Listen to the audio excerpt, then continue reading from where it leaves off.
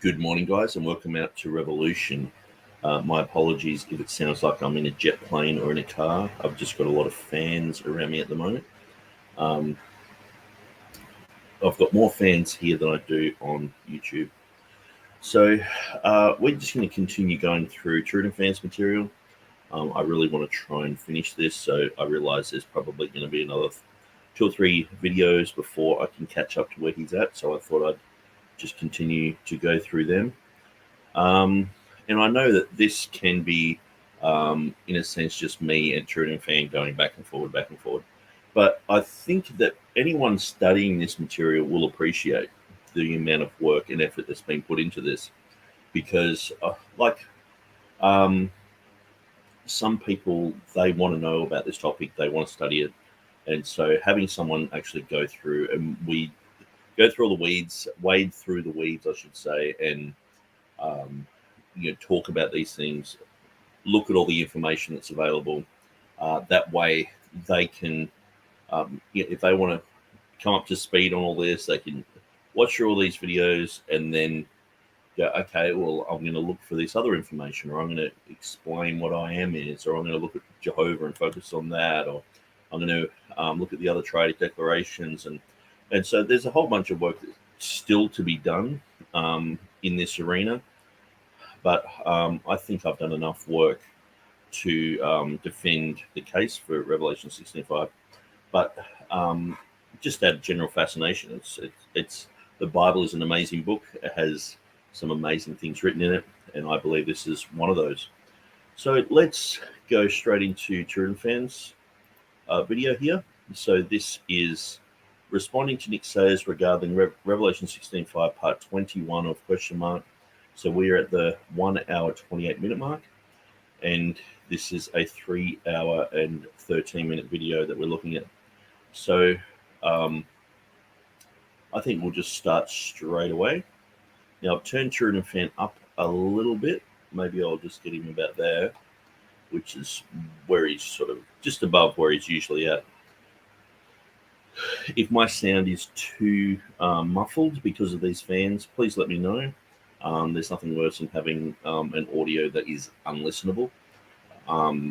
But if not, it's keeping me cool, and it's going to be a very hot day here in Australia. And so, okay, let's just jump straight into this. To support that statement. Okay, now I'm going to turn my system volume right up. That's better. That's not a mountain of evidence. It's just a bare assertion, and it's unsupported by anything. He says, even if Bayes' reasoning is rejected against the massive amount of evidence provided, Shelby is most certainly the second most attested reading from the external evidence shown. The second most attested reading from the external evidence shown. Well, what I'm saying there is, even if these guys were to say, look, we don't believe that it's the full name of Jehovah, we don't believe it's the etymology of I am, we don't believe that a scribe has put a type of nomenclature on there to warn people about that, we don't think Theodore Beza had a manuscript, we don't think that there's any type of harmonization with the other trade declarations. Yeah, if they just reject all that, they will have to admit that usually you go with primary readings, and you have secondary readings, and you have third readings. So the primary reading is Hosios. The secondary reading, if they're just going by only just the Greek manuscripts, the secondary reading shall be looking at outside the Greek manuscripts of the closed class of witnesses, the Ethiopic, Beatties of Libana, etc. And so they would have to admit that it's the second most attested reading. So in other words, I'm sort of saying that even if you reject all the evidence and you're only just still going with a James White type of perspective, well, you still have to admit that this is a secondary reading. This is something that James White said never existed until Beza made it up.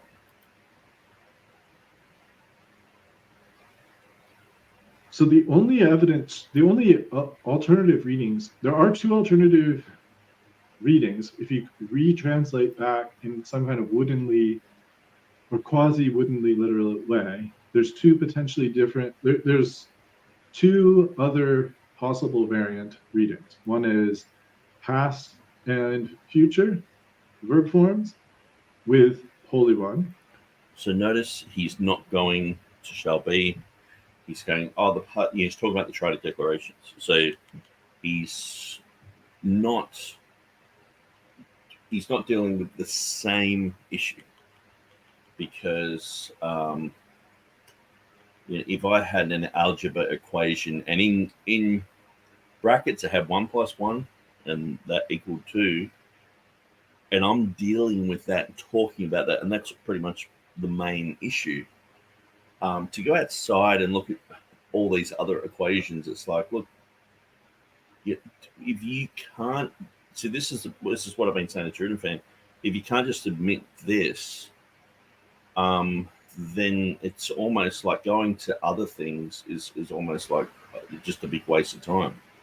Because if you can't admit, like Hosky is like, okay, it's got the future reading in the Ethiopic and in Beatus of Libana, and so, and I'm like, it's got the future reading, and you're like, no, it doesn't have the reading.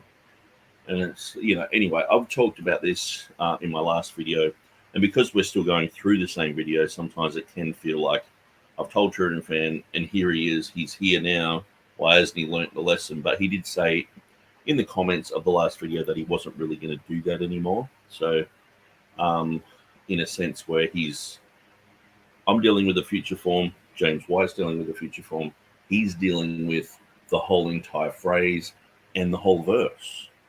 So it's not perfectly aligned with Beezer. It's like, well, okay, the goalpost just went extremely narrow, it's like, well, okay, well, is any verse of the critical text absolutely 100% akin to Sinaiticus or Vaticanus? Or no, they oftentimes it's a patchwork mosaic.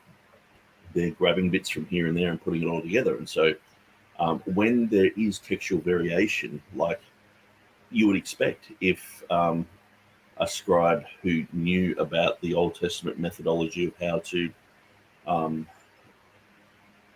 how to write Jehovah in manuscripts, they would see this as a holy name. And so if there is some sort of whole indicator or some sort of barrier to having the whole name written out, that could be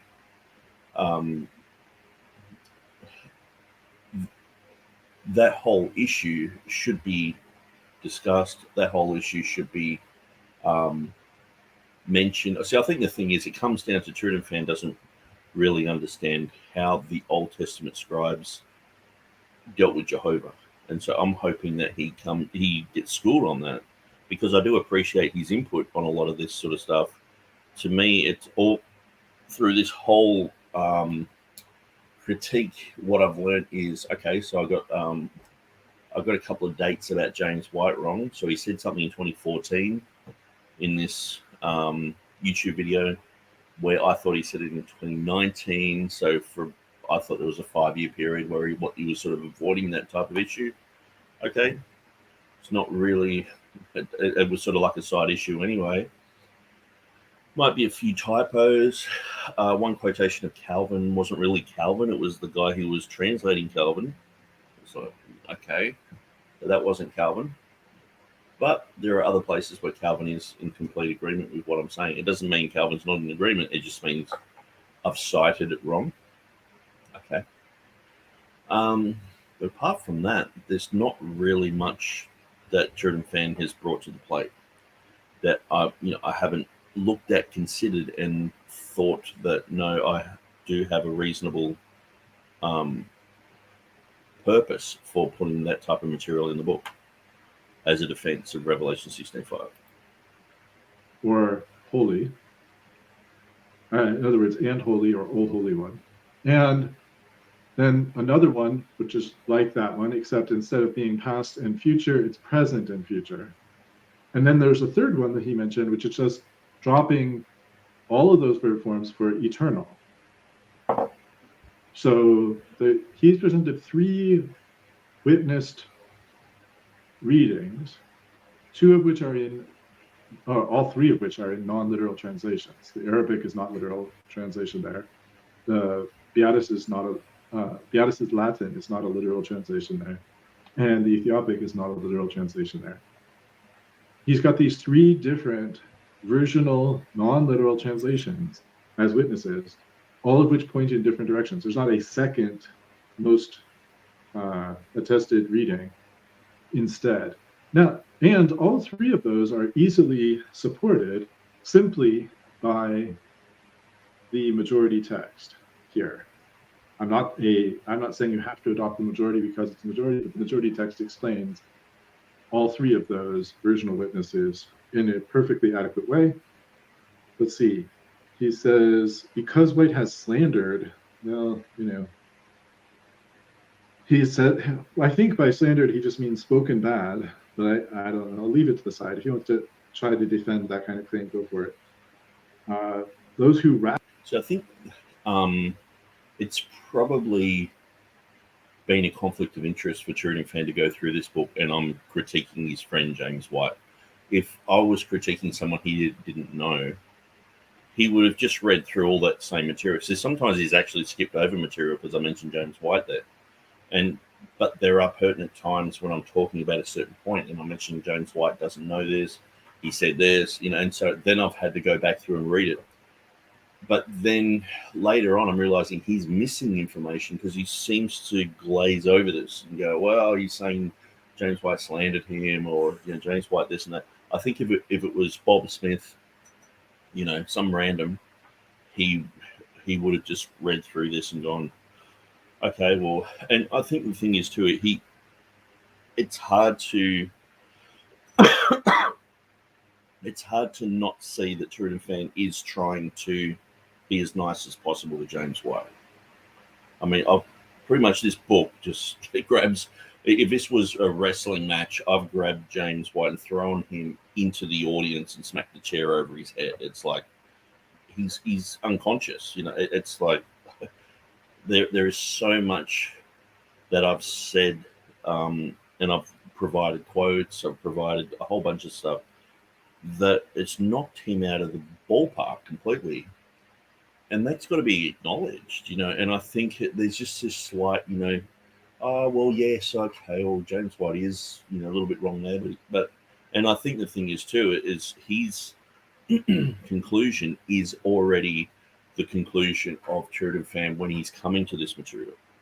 So he's coming to this material not just, open like, oh, maybe Nick's right. He's coming to this going, no, I'm a critical text guy, and I, for the life of me, can't understand why critical text guys would read the King James. I mean, to me, I look at the ESV, for example, and I start reading through that and go, wrong, error, wrong, error. And I think if TurretinFan hangs around the text critical circles long enough, he'll start to, see what he perceives as an error of Revelation 16:5. He'll see that in every verse. And you can't unsee it after a while. And you have to go, well, no, I'll throw the King James out and I'll get a NIV or something that's based upon the critical text more so. But yeah, anyway, we're going back to James White slandering. I passionately believe that world-class experts actually knew what they were doing in the process of translating the best Bible translation ever. So I pause here to just say, well, the King James translators were world-class translators, but that doesn't mean that they knew anything about the textual critical issues with respect to this particular verse. They had Base's edition. That means that they did know. Because, see, this is so elementary to anyone who's learning the languages, anyone who's learning Hebrew or any of the biblical languages. This is so basic and so elementary that someone who is fluent in Hebrew, this is sort of like learning your alphabet, your ABCs. And so, yeah. And they had the annotations, presumably, but did they even think about it? They didn't. We don't know. They didn't. So I think this whole thing about, oh, did they even think about it? Did they even give this verse a second thought and all this sort of stuff? It's like they did a translation. They knew what they were doing. They took a long time to do it. They thought about it. They went through it. They looked at and see, the thing is, TurretinFan, what I find is there's this type of projection. You wouldn't even say this about, say, the ESV translators or the NIV guy. Like, you would expect that they've looked at every verse, they considered a whole bunch of material. Now, the King James guys, to me, like NIV translators, wouldn't even be like 2% of the scholarship that they had back then. Being able to fluently speak multiple languages, the biblical languages, to know the early church writers, to be writing books about the early church writers, to have the complete works of Chrysostom. While they're doing the project of the King James, they're on the side doing the complete works of Chrysostom, and getting all of his biblical quotations and going through stuff. It's like, these guys are next level scholarship. And to just sort of be like, but we don't know if they looked at it. We don't know if they even thought about it. To me, it's just a roundabout way of placing doubt on their scholarship. But also it's an ignorance of the scholarship of these men. There would have to be a pattern of this happening, like just weird blunders and strange reading. And I guess if you read James White's material or other contras against the King James, you would think that they're like that. And you think King James was a pedophile or something like that, or the translators were just drunks, like Adam Nicholson was saying. But at the end of the day, like even Adam Nicholson in his book, he's like, you don't get much better scholarship anywhere in any language. Like, this is like high level, some of the highest level scholarship ever recorded ever. And you just go, well, they wouldn't have known about this. It's like even just to assume that they didn't know about this, it's sort of like, I'm just trying to think of an example where that type of learning would have been used to make something or to do something, but I can't think of anything that even matches with the work of the King James. It's just amazing. Even if there was 10 guys who did this project of the caliber of John Boyce and Andrews and Downs and Henry Saville, and I've looked into a lot of these guys, and it's not exaggerated what's said about them. Even if it was like 10 of them, you'd be like, wow, this is amazing. There was 60. And to think that they didn't go mull over this stuff and think about it and go through it, it's just ignorance of how they did translation in the first place. The cross-checking, because the whole cross-checking system is why the King James is so good, because it's almost completely free from error, because you've got so many scholars looking into it. And so when I say almost completely, I believe it is free from error, because you have, as I explained last night in my other video, you've got 60 guys, you've got 6 committees, 10 in each committee, just so we can do the math easy. So those 10 guys are all commissioned to do a translation themselves, just so they were commissioned to do Matthew, Mark, Luke, and John, and the book of Revelation. They were to do that themselves. They were to translate the separate 10 editions. Then they were to bring those editions to the group, and they were to, out of those 10, formulate one principal edition. Then that principal edition was sent out to the other 50 translators for all of them to look at. Now, if you're sending your work, just say you were to send your work to a translation to someone like Bart Ehrman, or I'm just trying to think of who would be looked up to today in scholarship, Jan Kranz or Tommy Wasserman or Peter Gurry, or it's probably not a good example, but you would think these guys are going to scrutinize your work, and they're going to turn around and say, hey, this Andrew Downs guy doesn't know what he's doing. Look at how poorly he's translated this. That you wouldn't want that. Half of these guys are in awe of each other because they're like, oh, this guy knows all about the Arabic. Wow, what an amazing guy. I'm in the presence of someone who's a superior scholar. That would have been happening all the way through that. So you're doing to the best of your ability. And, you've got 10 guys doing these 10 translations. They have to amalgamate it into one. Then they send it off to the other 50. So it's going to be scrutinized to the back teeth. And if you've made really dumb, stupid errors, they're going to talk about it. They're going to say, who's this guy you got on the translation committee?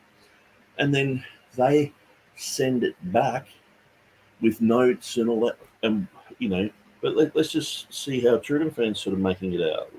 Like, to me, this is just, it's either sort of like a slanderous type of way of talking about these guys, or it's just an ignorance of what really happened. Translators were world-class translators, but that doesn't mean that they knew anything about the textual critical issues with respect to this particular verse. They had bases of it. See what I mean? It's like what they didn't, what were they experts in? They were experts in the Bible. You know what I mean? It's not like they were just on the side. They were astronauts and they just got pulled out of going into space just so they could do a translation or something, as a secondary thing. Or no, these guys were preaching, teaching. Most of the time they were writing books about different languages and church fathers and all this sort of stuff. And so they were very, very interested in every single aspect of the scripture.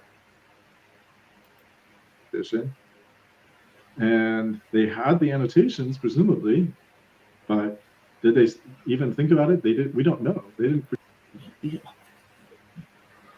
So this is why it's so frustrating, because on one side, TurretinFan might have a good point or whatever, but here he's basically saying the world leading, like even secular people saying this is the best thing ever of scholarship, King James translation. Oh, they went the extra mile over and over and over and over 1,000 times again, and it's like, this is incredible. And then TurretinFan's like, we don't even know they even thought about this. You just sort of left there going, it's, I guess it's like looking at a huge big work of art and, someone painting something like maybe they're painting a skyline of New York or something. It's like, did they even care about Times Square when they were painting that? Did they even give it a second thought? But then you find out, no, they worked on this painting for years. They went down, they walked the streets looking at things. All you have to do is just read the biographies of these guys, and it writes off what TurretinFan's saying here. All you have to do is look at the finished product. All you have to do is look at their other projects and what they did, which, like, say, the Complete Works of Chrysostom by Henry Saville, seen as the greatest, most thorough volume of pure learning in England at the time. So they're saying this is above science. This is above botany. This is above history. This is above poetry. This is at the top level scholarship. But they didn't even look at Revelation 6 and 5. I don't know why. I guess, see, sometimes TurretinFan gets in this mode when he's doing one video, then the next video he'll sort of give the benefit of the doubt and be all, they were great scholars and they probably looked at it, and I just can't understand why he says this stuff, and it actually goes against him because, as I've mentioned, 1 minute he'll be,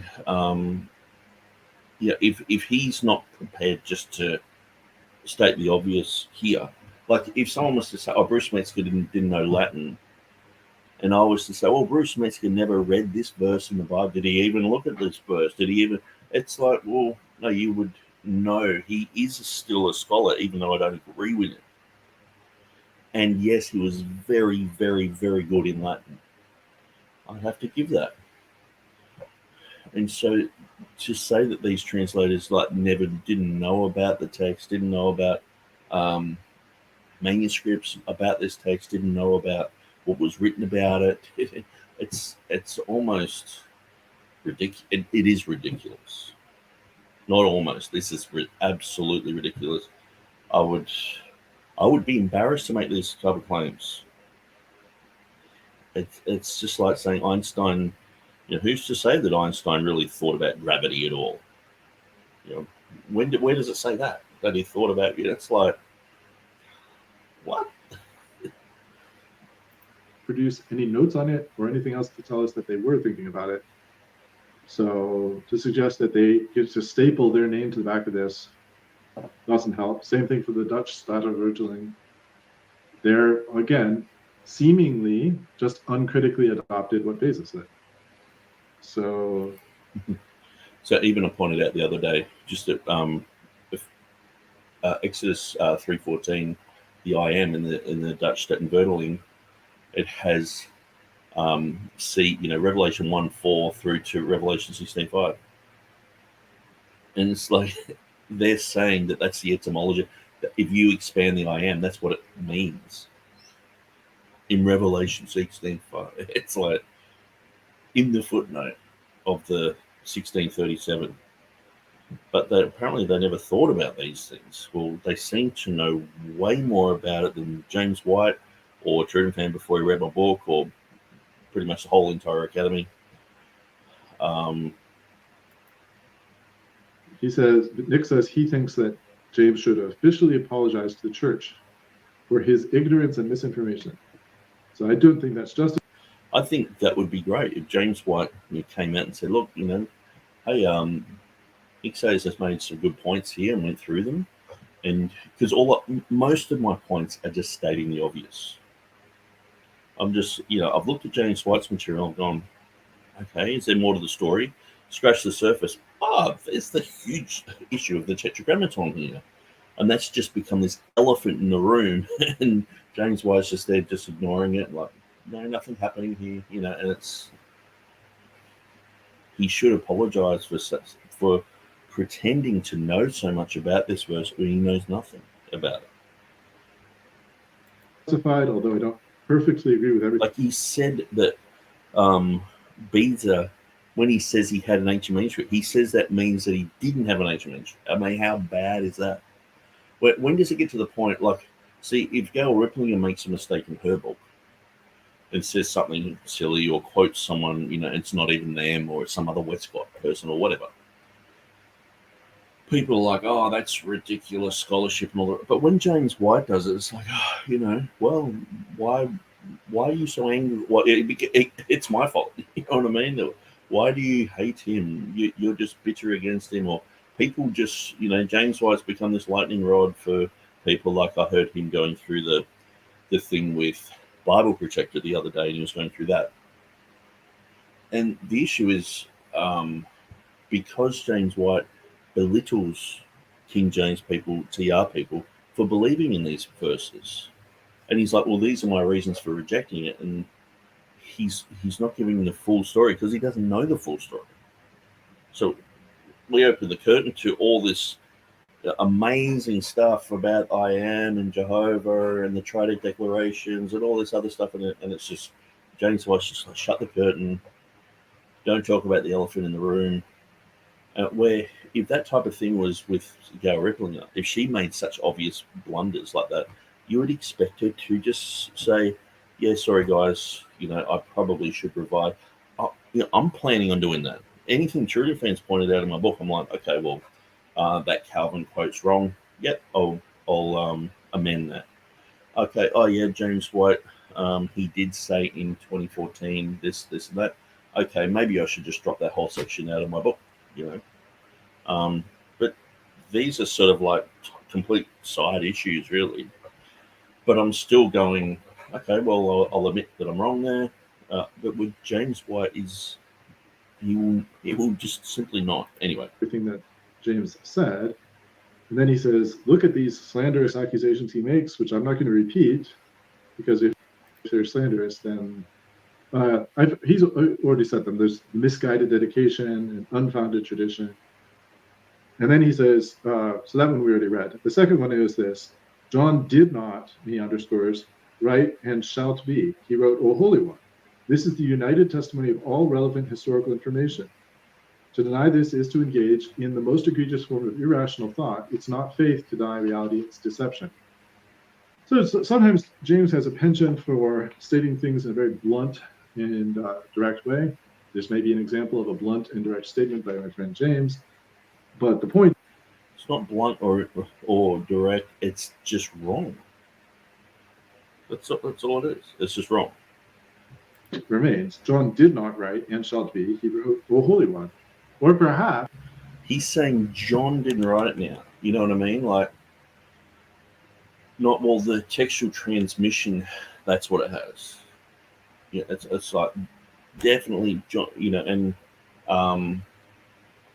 and the strange and bizarre thing is when you look at Mark Ward and the Textual Confidence Collective, they say if you have this type of dogmatism towards any reading, then you're an onlyist, whether you're an ESV onlyist or a critical text onlyist or a TR onlyist. You shouldn't be like, this is the reading, you know. But every debate, James White's like, I want to know what Paul wrote, like as if we don't want to know. But we already know. That's the difference. He wants to know. Maybe after the CBGM comes out, he'll find out what the real readings are and all the rest of it. But it's like, we know what the readings are. But the thing is, I want to know what Paul wrote. I want to know what John wrote. It's just he's saying that to try and disparage. What he's trying to do is trying to make out that we are just not interested in the data. Where I've found the exact opposite. James White is not interested in the data. perhaps he wrote and holy, but he did not write and shalt be. That's the when all the Greek copies that we have, all of them support that conclusion. That's okay. So the vast majority of Greek copies have you as Jesus, Matthew 1:1. So we'll start saying that then. You. That's the reading. So I'll just say that anyone who says Jesus there, I'll go, no, it doesn't read Jesus. It reads you. And then, yeah, with my argumentation, see, the thing is, I don't think it's really hit home yet for TurretinFan. So, because he's sort of like, I've gone back through the original videos that, the first few videos that he did against my book, and he has no idea about the importance of Jehovah. Well, he has this sort of nominal, like, oh, it's the most holy name, and he's saying that, but then when I mentioned in the book, oh, this is the most holy name, he's like, why is he saying it's the most holy name? Jesus is the most holy name. You know, he's fighting against that. So because he's fought against it, he no longer says that. But it was just a natural thing, because it is, Jehovah is the most holy name, It talks about that in Exodus 3, 14, and 15. But I don't think TurretinFan really understands I am and Jehovah.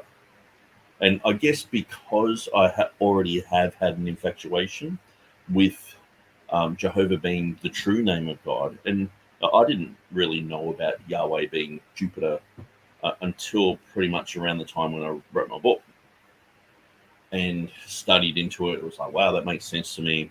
I'm putting that in the book. But up until then, I was just sort of like, Yahweh, it's just the wrong way of saying it. That's all. And this is the thing, like, TurretinFan's like, oh, we're just going with the textual evidence. Okay, so show me where Yahweh is written in Hebrew. It's not. And he will use reasoning, certain methodologies, certain understandings from different scholars here and there, and look at the Greek and all translational evidence and things like that, and to come to the Yahweh conclusion. And he's going to say Yahweh, and there are the Legacy Standard Bible, James White, that has Yahweh in it, and TurretinFan's going to defend that. And there's zero evidence in Hebrew for Yahweh. And so, but then he's going to scold me and say, look, there's no manuscript evidence. And it's like, well, obviously I'm saying that this is a type of nomina sacra. It is the most sacred name with the past, present, future in it. Like, to me, this is just so obvious. It's like, I'm just, it's like being on the phone and looking at the view and just saying, yeah, well, there's a palm tree there, there's a chair there, and there's a restaurant there. You know, someone's like, no, that restaurant got pulled down 50 years ago. Yeah, it's like, no, that's what I'm saying. It's right in front of me. You know, I'm seeing this because I guess of my interest in Jehovah, interest in I am, and I guess understanding the importance of those things. Because when I wrote the book, I realized that there was a deep fascination for the name of Jehovah that was inside of me. And I realized that most Christians actually shriek from that because of the Jehovah's Witnesses. But I've found that this is actually a very powerful witness to them, because when they come to the door, so they actually believe the real name of God is Yahweh when you talk to them. It's like that they have this double speaking thing where they defend Jehovah, but then they say, well, the real name's Yahweh. And it's like, oh, okay. It's just strange. And so, but going through this and then going through the Triadic declarations and then saying, who's this in the Triadic declaration? Who's this talking about? The one who was and is and is to come. Oh, Jesus. Okay, so that's the expansion. That's the expansion of I am and Jehovah. It does their head in. They can't unsee that. And it's a powerful witness for the gospel, for Unitarians and Jehovah's Witnesses. Anyway. The testimony of the United Witnesses. That doesn't mean that they all have O Holy One and Holy. They have one of those two. Almost all of them have one of those two. There's a few that don't have it. I think that the ones that don't have it are lectionaries. I could be wrong, but the overwhelming testimony is that there's no good reason to adopt Beza's conjecture based on historical evidence for the textual transmission. And Viegas of Libana, his Latin text, this Spanish Vulgate Latin, the Latin. So we can say the same thing. There's no way that you should adopt the reading of Yahweh. There's no historical evidence. There's no manuscript evidence. But see, these guys have adopted so many things that are not based upon manuscript evidence. When TR people are like, okay, it's not that we don't have manuscript evidence, it's just that we are interpreting that evidence in a certain way, knowing that it is a certain type of reading, that it's a name. So we're looking at the evidence, we're examining the evidence, we're not dodging anything here. Latin, Spanish Vulgate, or whatever you want to call it, the one from Spain, that's a Latin Vulgate.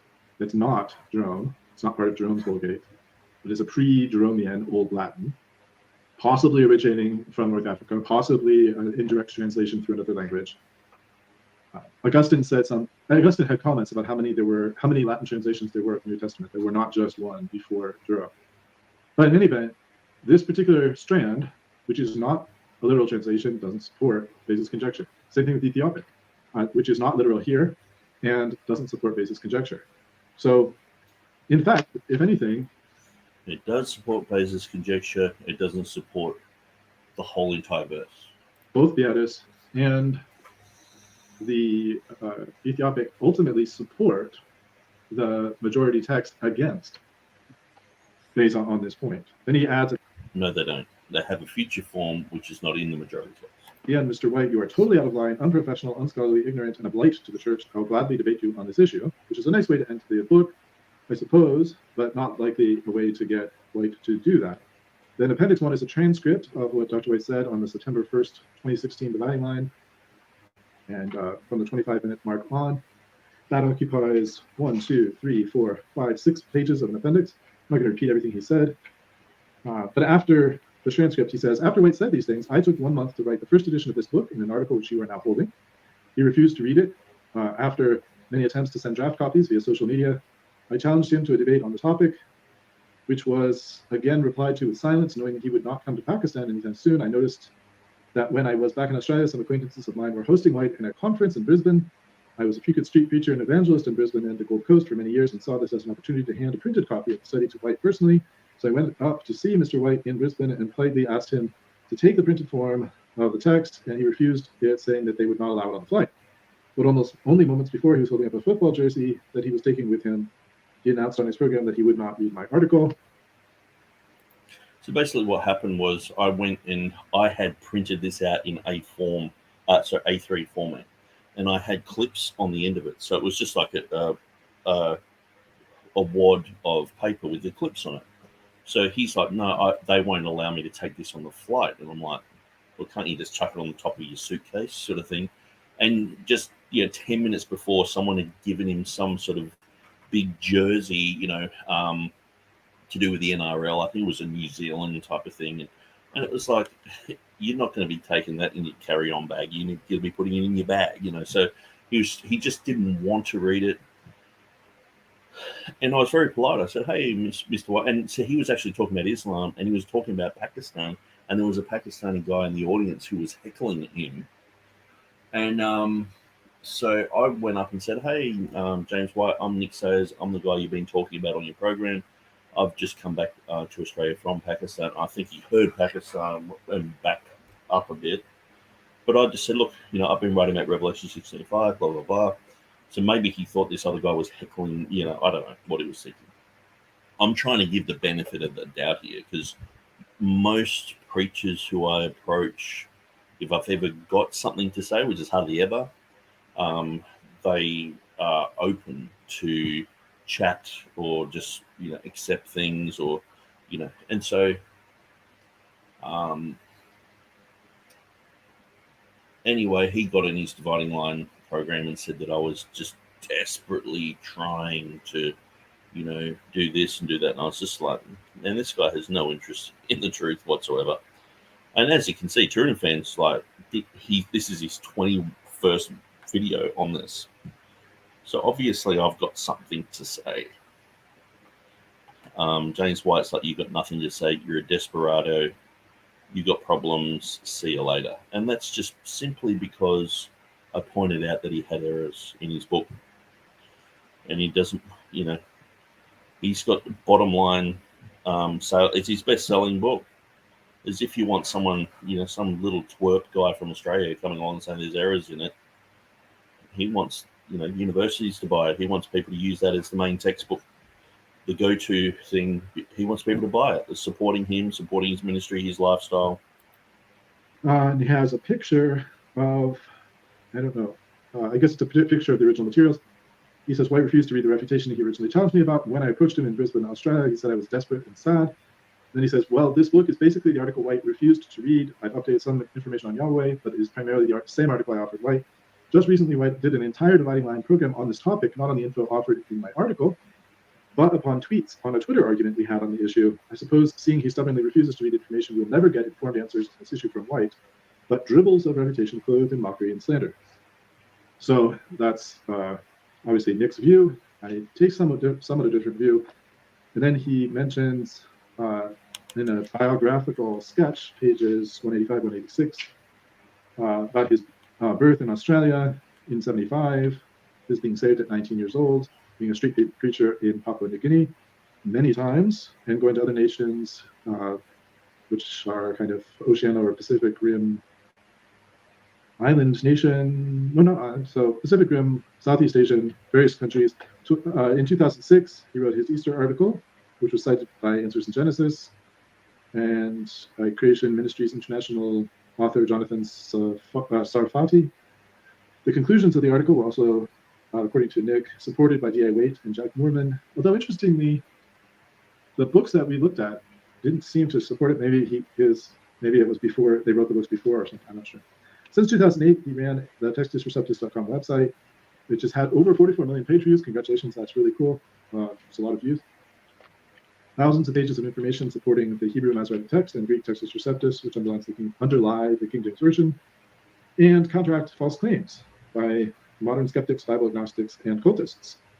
In 2016, he worked on an Urdu Bible translation of the Textus Receptus, and the Old Testament work was continuing as of when this was written. He's married since 2015 to a Pakistani Christian, whose family are involved in Bible translation work based on the traditional text, I assume in the traditional Textus Receptus, should the reading shalt be in the Bible at Revelation 16:5? Did Theodore Beza simply make this reading up? Is it there are a lot of questions like that? He says the book examines the claims of. Oh, there's a typo here. The book examines the claims that Revelation 16:5 reading is an error in the King James Version and should be changed to read holy.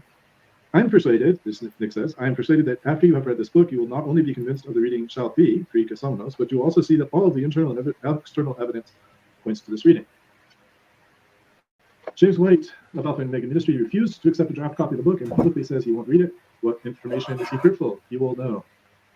And then he provides the King James Version reading of Revelation 16:5, which has that substitution by Beza. And then the back cover of the book is the back cover of the book is kind of a summary of some of the same material and a picture of Nick and his lovely bride.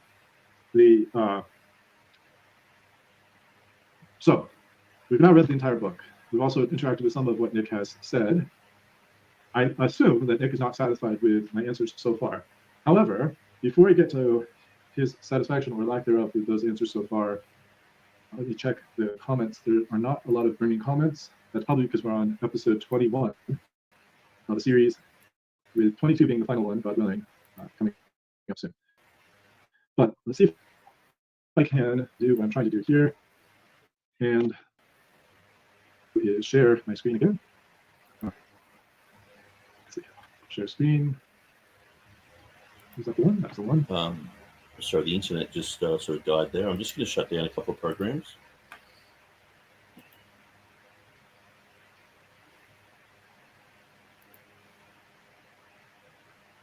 Okay, that should help. All right, so this is a response to Nick Sayers, part 20. I'm offering in my 21. He's responding to something I said previously. So you can say me somewhere up here, and then him and me again to Nick's left. Obviously, it's not a live response. I'm not going to respond, piece by piece to his entire responses, mostly for the sake of time. Nobody's got time for us to endlessly go back and forth with all of our answers. Also, let me just check the speed that I have him. I have him at normal speed. I think that's fine. Also, just if we do that, we'll never finish, and we should eventually finish. And as I said, God willing, the next episode that I do will be the final episode from me in this series. So I plan to cap it out at my 22nd episode should be the last episode, which will be a summary of what I think Nick's strongest points are and my response to that, and then responses to anything else that Nick has said so far in his responses. By the time I'm ready to do that presentation. So we'll see when I'm ready, if ever I'm ready to do that. Hopefully I will be ready soon. In the meantime, I do have some other debates coming up, so I may put this on hold to get ready for those other debates. Actually, Dan has a debate coming up as well, and I'm going to try to help him prepare for his debate also. So I may be busy, and it's possible that I won't finish this up this year. But I'd like to finish it up this year and move on to other things next year, including if Nick is up for it, and after he's heard all what I had to say, he's up for a debate on this specific topic. I think it would be a valuable debate. He's certainly done the work. Hopefully he sees that I've done the work as well. But let's see. Let's address some of the points he's raised. These are responses to parts 20 and 21 of Nick Sayers. If there's a part 22 currently being played, I haven't seen it. I don't generally check YouTube while I'm doing things to see if he's playing additional ones, but it has happened from time to time that he's, his morning and my evening interact. And sometimes he's live responding to me while I'm live responding to him. So here we go. Separately, and then the other may have been translated even by a different person. Warren says it's a mixed text, meaning there's Byzantine readings and Alexandrian readings. And the version is of interest on the question of the long ending of Mark. It's not a point I'm going to get into today, but something for kind of future reference. To the extent people think, the Ethiopic, you got to go with the Ethiopic, it's the best. Well, it's going to have an impact on your view of the long ending of Mark, possibly. And so that's where James White was like, what else are you going to go with the Ethiopic and all this sort of stuff? I've never said the Ethiopic is the best. I've never said that I would go with all the Ethiopic readings, but James White said that. So this is the problem. So quick pause. I appreciate Nick saying this. My point is not just that, I want to make it clear to my listeners, just in case anyone doesn't listen to Nick's responses and only listens to mine. Kind of doubt that that's the case, but just in case it is, I just want to make it clear that I'm not accusing Nick of saying that the Ethiopic is the best. I know very well he doesn't think it's the best. He thinks that essentially create the Beza's 1598 with some minor corrections by the King James Version translators, that's the best. So I don't think that he believes that the Ethiopic is the best. My point is this: the Ethiopic is not the best. And there are people who get excited by the Ethiopic. They're not Nick, but there are people who do. And some of them might get excited because, wow, there's this, this point which might seemingly help to support the Textus Receptus on this one point. My problem is this: once you start going down this trying to find versional support in the Ethiopic to support some reading from the Textus Receptus, just keep in mind that it's full of readings that are disagreeing with the Textus Receptus.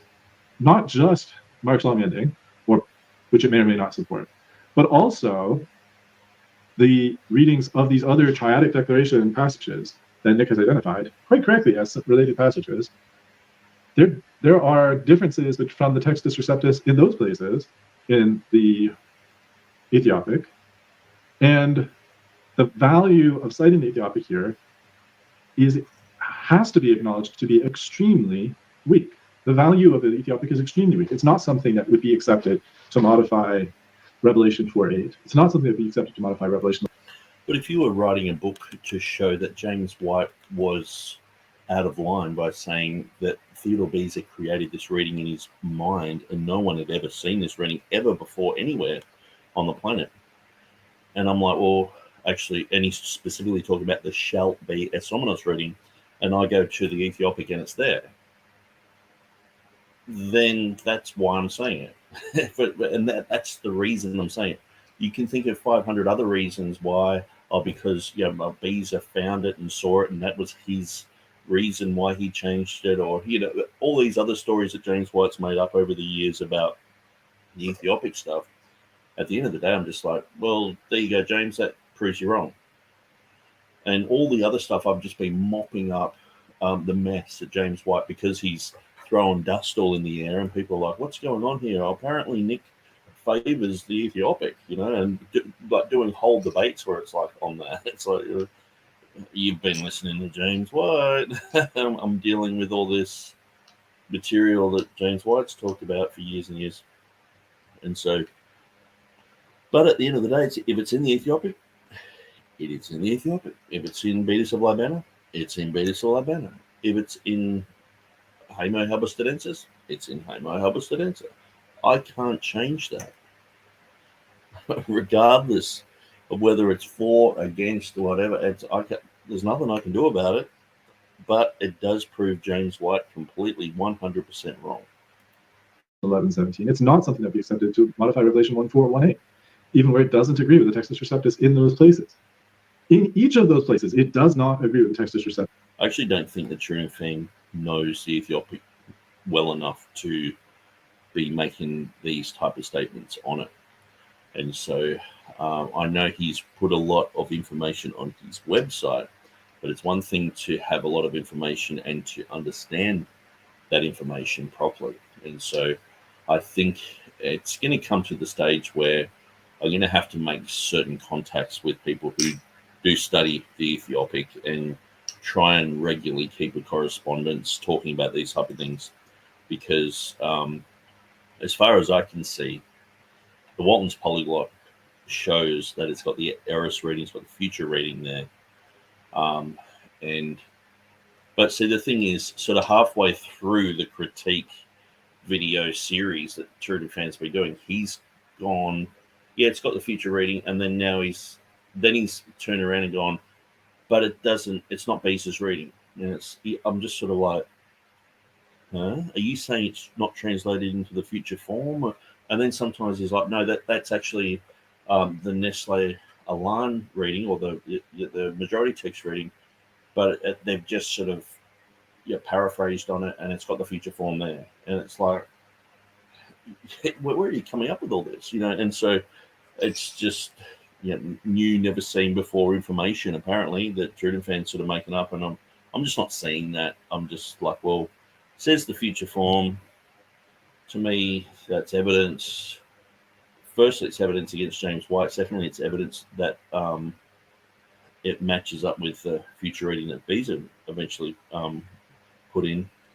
And I don't know why every bit of evidence, every single bit of evidence is just like, no, that's tainted bias, we've got to throw it out. And it's like, oh, okay. It's like, we've got the fingerprints on the knife here. It's like, no, because of this technicality, blah, blah, blah, blah, we throw that evidence out. And it's like, oh, but that's still evidence, isn't it? It's like, yeah, it's still evidence, but we're not going to use that. You know, it's like, okay. And I'm just not seeing a fair trial.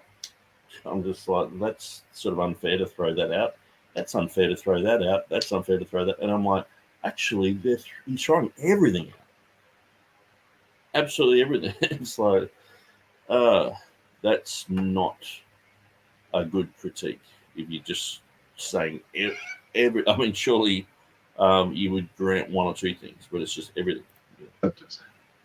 In terms of the literal translation of the Ethiopic, it doesn't agree with the Textus Receptus, even at Revelation 16:5. If it's literally translated back, it does not agree.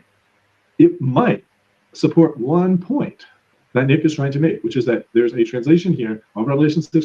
The only point. 16:5 into Ethiopic that has a verb tense that's a future tense. There's a future tensed verb in that translation. Doesn't mean that the underlying Greek was a future tense verb.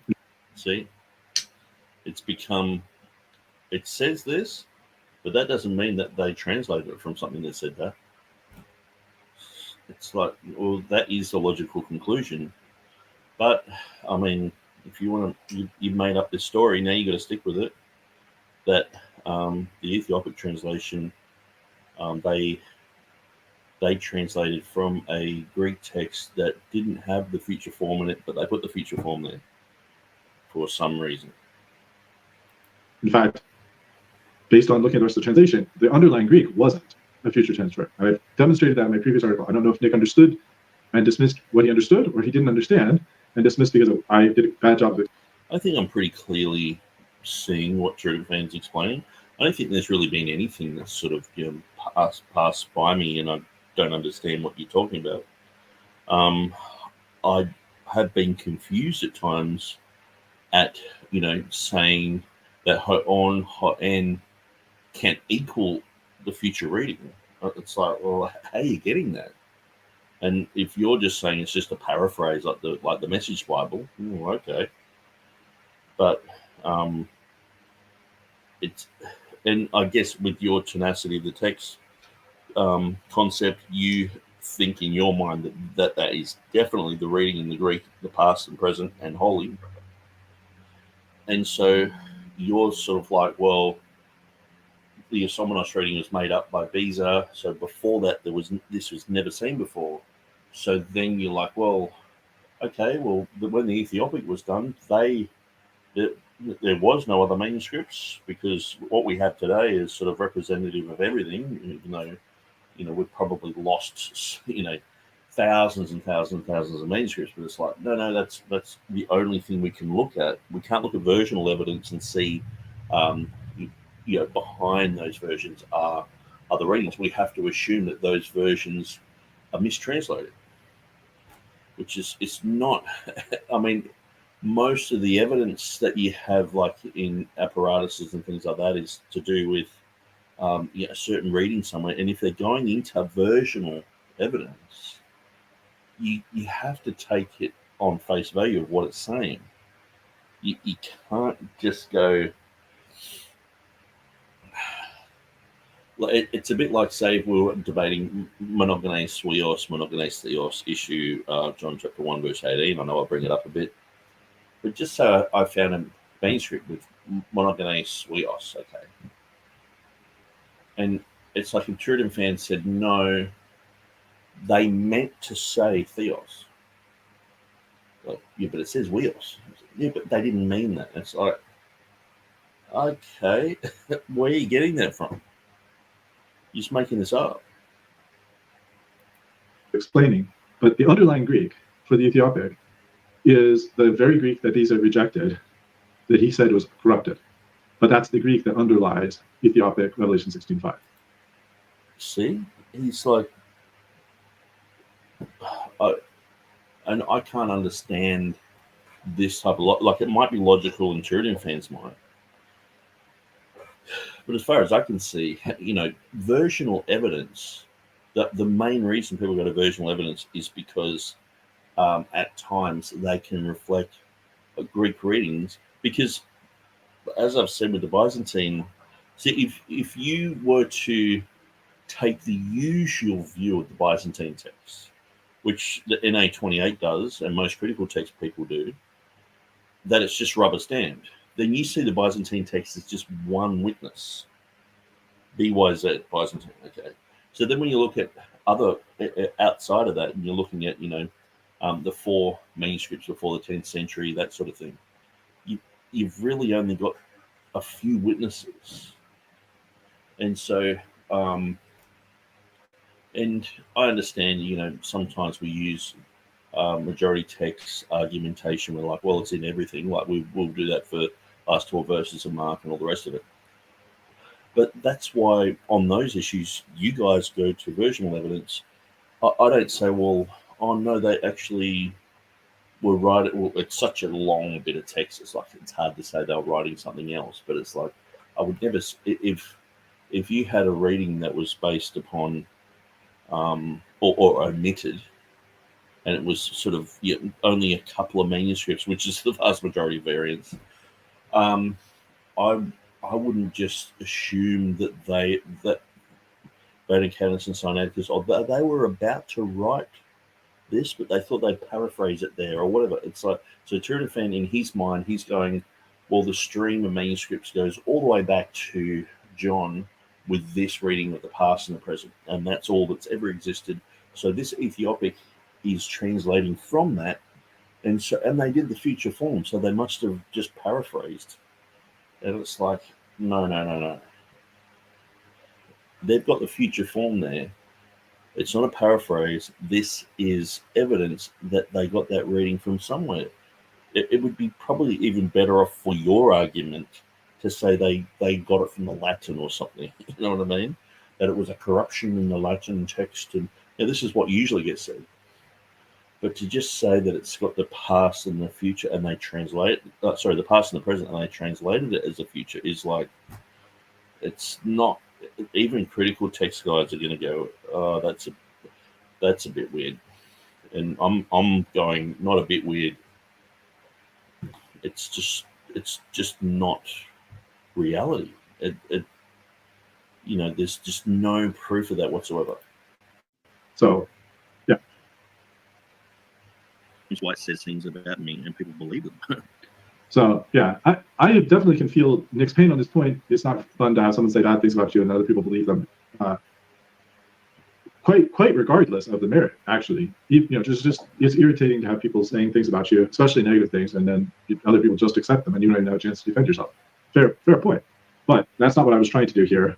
And my point was, don't get too excited, because sort of like with a way of saying it is, the Ethiopic gives and the Ethiopic takes away. So before you get too excited about the fact that the Ethiopic, you think that some aspect of the Ethiopic is helpful to your case, think twice. Because if that's helpful to your case, it's also hurtful to your case at a dozen other points, if not thousands of other points, where it's hurtful to your case. Well, I mean, the thing is, you can go through a early church writer and look at hundreds of things that they write against the Trinity, against the deity of Christ, against something else. But if they have a reading in there that has it's like they're quoting a scripture and they quote a reading, it's like, oh, well, that backs up this point. It doesn't matter about all the other writing. They're revealing that they've got this writing there. And so that is still seen as evidence. And so that's why people look at the early church writers, and regardless of their orthodoxy or not, they can still go through and look at how they were quoting scripture. And this can be valuable for looking at, a lot of people are saying there's Gnostic readings of Vaticanus and Sinaiticus, because we see that type of thing in some of these early writers. other people would say, well, these early writers were using manuscripts like Vaticanus and Sinaiticus, and so that proves it's early Bible, so all this sort of stuff. But it's like, at the end of the day, it's just evidence there. It doesn't matter. It's like, say, if the Nazis went to Egypt and wrote down that they found this tomb of this king, and it was in this location, and they found all these things, and then they documented it. It doesn't matter what else they've done. It's like, if I was to talk about history and say, well, the Nazis, found this tomb and did that, and people are like, what? You support the Nazis? It's like, no, I'm just saying that they found this thing. Oh, well, you don't want to support them in every other finding that they did. What about Auschwitz? What about this and that? It's like, obviously, the Ethiopic reading has the future form there. It's the reading of shall be, equivalent to a somenos. That's the main point. And some of those points are points that are more important to you, probably, than Revelation 16:5, like the Longanian mark. So, I totally acknowledge that Nick does not say that the Ethiopic is the best, and I'm glad he doesn't. It would make no sense for him to do it. There's absolutely no reason for him to do it. What else? The next one. How do I get this? Copy, paste. Please so. And let's share back this screen. Not like that. There we go. So, this is the same video a few seconds, 5 minutes later. I don't get the exact timestamps, but they're on the screen if you're interested. With Walton's polyglot, has the Latin translation made that text accessible? Well, the Ethiopic. So, before I continue, important point to raise. What I was saying here is that Horn has pointed out the fact that until Walton's polyglot came around, essentially nobody used the Ethiopic text in Europe for their consideration of what the original might say. They didn't go to the Ethiopic. And the reason is, quite simply, that there wasn't a corresponding Latin. It's kind of like if somebody today, I have a couple of copies like this, somebody prints a Syriac text, a Syriac poem, that's like a 200-page Syriac poem, and they print it in Syriac with no English translation, it's accessible in the sense that I could have it, I put it on my shelf, but since I don't read Syriac, what good does it do to me? I guess if I wanted to, I could crack it open, get some research tools, kind of go through, find the right section, carefully test it out. But I'd have to go through as much work as I went through for this Revelation 16:5 issue in Ethiopic. I have to go through the whole process again for Syriac just to check one reading of the Syriac, for who knows what reason. I can't just sit down and read it. I can't easily use it or compare it or really refer to it. Why? Because it's in a language I don't know. Even if I have some research tools to help me, I can't easily access it. Now, Hoffman was pointing out that Horn was pointing out that until, or nearly so, to use his words, Walton's polyglot came out, people weren't using the Latin, they weren't using the Ethiopic. After it came out, people did. Gil did, others did. But the reason that Gil did is not because Gil learned Ethiopic, it's because he knows Latin. Therefore, he was able to use this Latin translation. I mean, King James translators were using the Ethiopic. So he says King James translators were using the Ethiopic. It's a nice soundbite, but is it true? So what's Nick's documentation on that point? And let's see the best way to do this. Let me see if I can find, I have it open, a tab open, I think, with what I need to address Nick's claim. See if I can find my tab. Not there, not there, not there, not there. Is it there? Yeah. And so I do apologize about the sound because TurretinFan has this video on so low. I have to turn it right up, and then TurretinFan starts speaking, and I've forgotten to turn it down when he's speaking, so I know it makes for lousy audio. I'm really sorry about that, but it's almost impossible to sort of critique this the way it is, but I'm just going through it anyway. Sorry about that. It's not there. Sorry, folks. This is the excitement. Actually, what I can just recreate it. Actually, that would probably be the easiest thing to do. Let's just get it back up that way.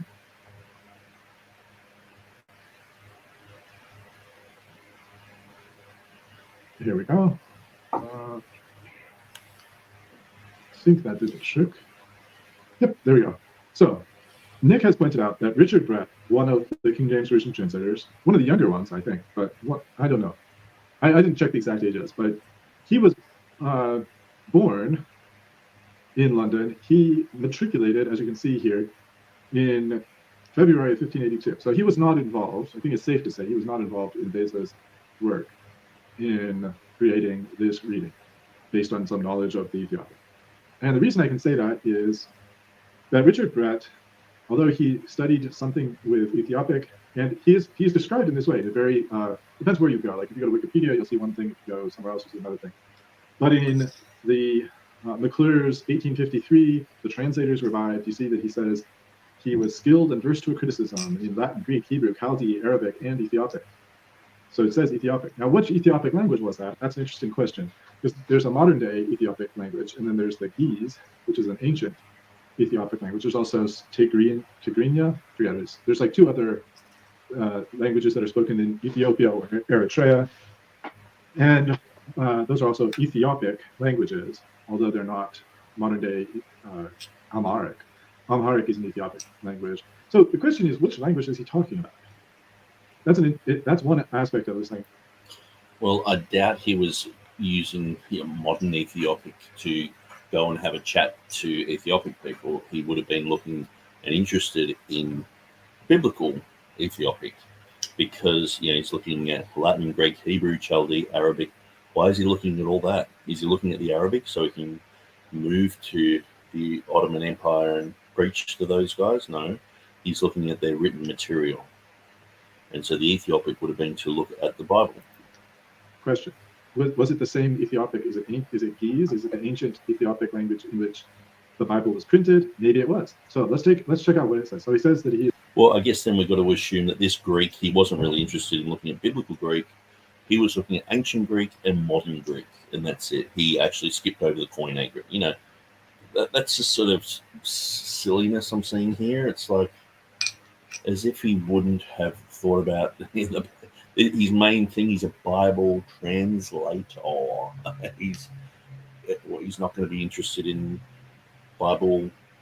biblical language. These languages he's probably only learning them because of the Bible. He is skilled and versed to criticism in that. And then he published erudite works, all in Latin. The number, he says a number. I think the number was either 2 or 3. But anyway, he did. That is a number. He was a great. Well, see, at the end of the day, what I find is you've really got to be careful about just what's on the internet today. So, people will say, "Oh, there's." This author only wrote this and only wrote that. And then 10 years later, there's, all their works are finally online. Or you find out that this guy was underneath someone else and helping them with material, and their name is written, in the foreword or whatever. And it's like, you just got to be careful about just finding out information and making absolute definitive statements about people when you've really got to become an expert at who this guy is, everything that he did, then make the call. Not just a few copies and pastes from a few sites here and there and go, oh, well, that's what I think. Because there's not that much information about, like some KJV translators, there's hardly anything online about them. But they were writing books, they were doing all sorts of things. And so you just got to be careful about, he published a number of erudite works, all in Latin. Now, perhaps this is an overstatement or whatever by McClure, or perhaps we don't know all of the works that have been printed by this guy. Or perhaps they just haven't been put in a list, or perhaps he was part of publishing other people's material as well. So say, for example, Henry Saville, he did the complete works of Chrysostom, but John Boyce helped him with that. Lancelot Andrews helped him with that.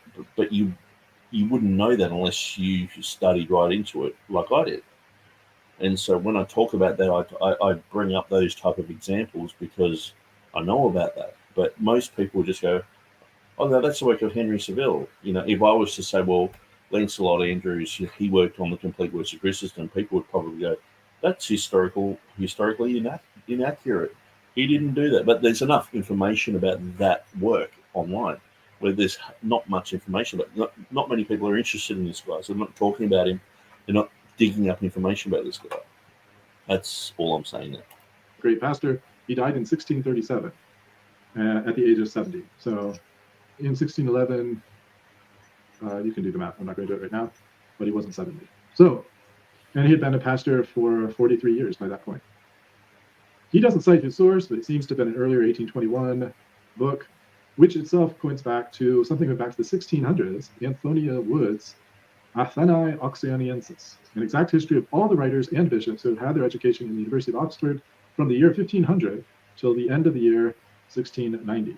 So this historian, Antonia Wood, actually went through and did some research on all of the writers and bishops who had their education at the University of Oxford during that time period. Quite an impressive array of who's who of folks. And Richard Brett is there amongst them. One of the few, there's only two people that I mentioned that I could find in Athenae Oxoniensis. Of all these Oxford scholars, only two could I find that had any mention of having studied or known Ethiopic. Richard Brett is one. The other is John Gregory. So this John Gregory is called the miracle of his age for critical and curious learning, having attained to learned elegance of English, Latin, and Greek, and to an exact skill in Hebrew, Syriac, Chaldee, Arabic, and Ethiopic. But we'll come to why John Gregory is not too important for our consideration. Richard Brett, though, is kind of significant because he is a King James Version translator. And it says that he had the benefit of a good tutor and became eminent in tongues. This is after he entered the University of 1582 and got a degree in the arts. But then he became a fellow of Lincoln College, where he got skilled in the use of these languages. So it seems unlikely he was involved in 1582 Beza. Moreover, the entire published work of Richard Brett that has anything to do with Ethiopic seems to be these 6 words. So you can see them, it's a bit zoomed. If I can see. So I don't know why this is sort of like a critical text type of thing to minimize everything like this. Like, this to me would be something like James White would do on the dividing line program and go, look, that's it. Yeah, that's the sum of all his scholarship and all the rest of it. And it's like, no,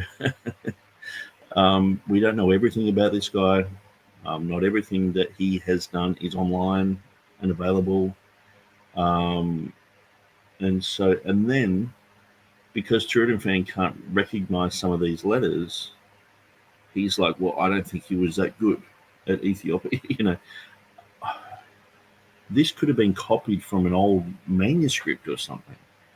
Exactly, like, because TurretinFan's looking at a printed way of writing letters.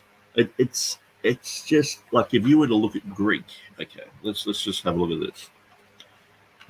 tr.org.au. Now this might be of interest to TurretinFan because I know he watches these. So if you are reading through some of the Beza or Stephanus, there's a really good book here called The Ligatures of Early Printed Greek. Okay, so this is in printed Greek. So this isn't even manuscripts, but they did get these ligatures from manuscripts. Okay, so that's why I heard you the other day saying that the Greek of the Complutensian Polyglot was easy to read. That's because it looks like modern day Greek that we have today. But if you go through the editions of Stephanus, you see all this sort of stuff. Okay, so but this is very helpful because if you see that in a manuscript, you're like, what does that say? And then it will just give you, and see, that looks like the Complutensian Polyglot font there. But this is probably like Stephanus or, and so it's quite interesting to go through that type of thing. You see something like that and you're like, oh, what is that? But yeah, and so this is a very helpful book. So this, if you go to my website, you go to books, which is up the top, you can find this sort of thing, and it's very helpful material. You always got a SWAT sticker type of thing happening there. It's very, very different. And actually, just out of curiosity, I wonder if they've got Ozios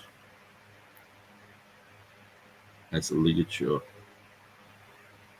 And that's os.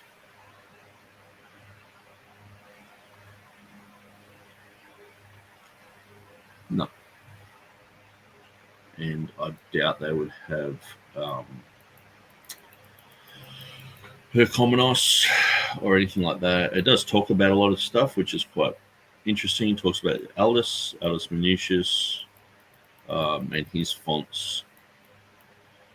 It would have been so strange making these letters in your scriptorium. Okay, so we're looking at, just quickly looking at Esomenos, if it's there. I've never checked if Esomenos is here, so I just thought I may as well do it right while I'm here. Yes, Ontos. SD. Yeah, look at the different ways to write the K. And sometimes you'll see it that way at the beginning. You'll see it that way near the end of the verse, and then you'll see another one like that, and it's like, but that they used those different things interchangeably many times, which is very interesting. Yeah, so anyway, I could look at that all day. Let's just continue. And so that's the point I'm making. It doesn't look like Greek, does it? So you're saying that this, or it doesn't really look like Ethiopic. So I don't know. This guy, I don't think he was a really good scholar. It's like, no. Sorry, TurretinFan. Even in Greek or Hebrew, I mean, how many ways, different ways, can someone write the Hebrew alphabet? If you get 10 people in Israel, many times they'll write the Hebrew alphabet in 10 different ways, but they're all legitimate ways of writing. It's just that some people, they learn it in Poland, some people learn it in Russia, some people learn it in New York, some people learn it in Germany, some people, some people are mixing things, some people learn it in Israel, but they're all correct. But you've just got to decipher, okay, that's an Aleph, okay, that's how they write the final noon, they do this funny thing at the end, and you've got to admit, you don't know that much about the Ethiopic. You can't say whether this is good or bad. You're just saying it's bad, which is not a good argument. Zoom it back out so you can see it more completely. These 6 words, this word that looks a bit like fun, and then this is a space character, and another word, a space character, another word, and an end of sentence character, which he seems to be using as an end of line character, perhaps also as an end of sentence character, and then a second set of 3 words, seeming to be some form of Ethiopic. These sentence ending characters and word separating characters are used that way in Ethiopic. And some of these letters, like this one here, does resemble a bit like Ethiopic letters. This one also has some similarity to Ethiopic letters. This one it kind of looks like an F with a mirrored F. That doesn't look like any of the standard Ge'ez letters. There's a so I don't know what's up with this. It's actually quite a conundrum that this one that looks like a gigantic G doesn't look much like any of the standard Ge'ezic letters. And now let's see if he goes, well, maybe he's copied it from a main, because he's looking at printed letters and saying this doesn't look like any of the printed letters. And this one, these last 2, or it's hard to tell if this is 2 different letters or what it is. It's not entirely clear how they align with the Ge'ez alphabet.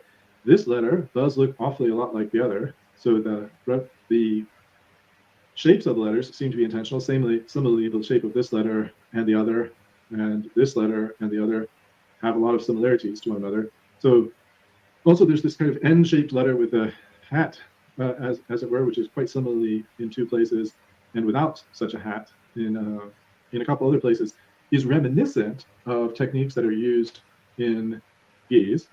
So ultimately, the short answer is it's not easy to figure out what the what Brett has in mind with this, or what version of Ethiopic language this is, it doesn't appear to be an accurate transcription of actual Ge'ez characters, such as you would have found in Peter the Ethiopian's Bible, but he has some familiarity with Ethiopic. And how could that be? Well, so he's sort of making out like he's just, like a little kid, and he's just written 6 words. I just can't stand this type of argument. It's really low. It's thinking the worst. Firstly, it's thinking the worst. Oops. For some reason, Siri piped up. It's thinking the worst of Richard Brett. Okay. It's saying the other people were saying he knew Ethiopic. TurretinFan's saying this is all he knows of Ethiopic. Okay. And then he's saying, TurretinFan's sort of pretending that he knows enough about Ethiopic to say that this is not accurate. So, he knows something about it. There's 1 or 2 letters there that resemble it, but, it looks like the word fun, so it mustn't, this is like, let's just look at the ligatures again. Can you imagine someone who's just learned the Greek alphabet, and I had, say this word on the front of one of my Bibles or something, and he's like, look, it's not even Greek. It doesn't even match up. Look, it's, what's he saying here, or, let's look at something even more fancy or something like that. He's like, well, obviously the guy doesn't know Greek. You would be like, no, obviously you need to go and learn. But I'm just going to do a random thinking, okay? Let's look up Ethiopic manuscript. And I'll write old. Okay, so we've got this page just came up. I'm not sure how old that was. 450. So this is before printing. But it would have been a pretty standardized sort of thing. So, but let's just have a look at some of these letters and see if they match up with the Ethiopic. Actually, I can't look at that photo by itself. Let's open a new tab. It's not really helping. Maybe I'll go to images.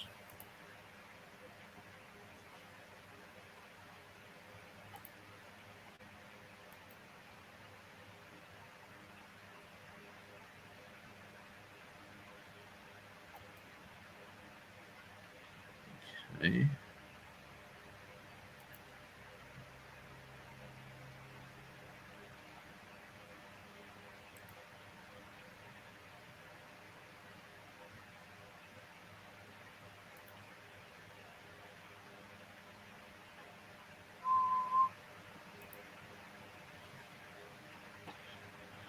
Yeah, I want to sort of be able to zoom in a little bit.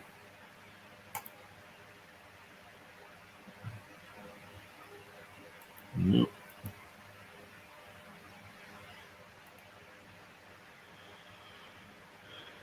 All right, what about this one? Because see, some of these might be after the age of printing, so they might have a standardized way of writing things. So we have to get something that's a little bit old. Yeah, so this is written in between the 19th and 20th century. So it's not really that helpful. But let's just continue just for a little bit. I don't want to rabbit trail too far.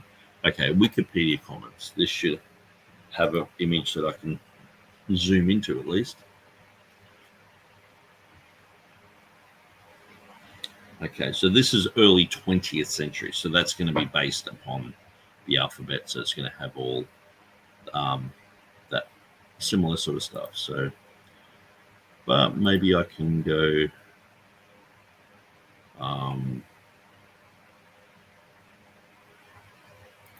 Ge'ez.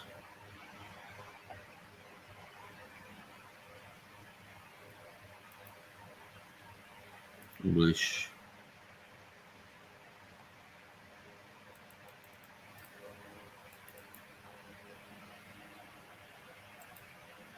This stone is written in geese. Okay. Interesting.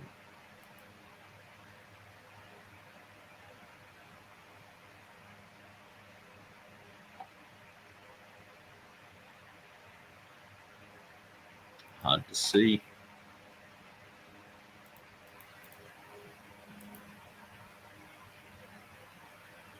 The verse from the book of Psalms doesn't say which year, which is very unhelpful. You think that they would say, you know, from this or have a link, but it's just like, okay.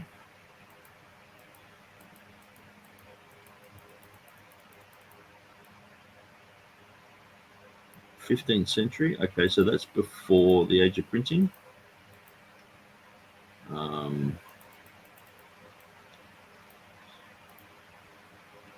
right, so I think we'll just have to stick with this one.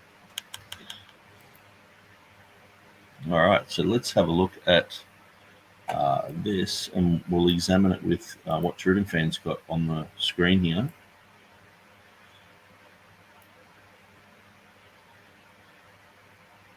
So definitely, you know, we can see that the lambda shaped letter with the squiggles. Now there's many of those different types of ones that have the squiggles in certain directions.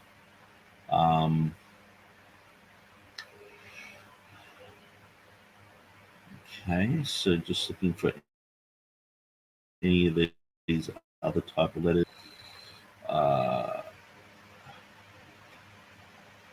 Like the H type of letter there. It looks like that one and that one.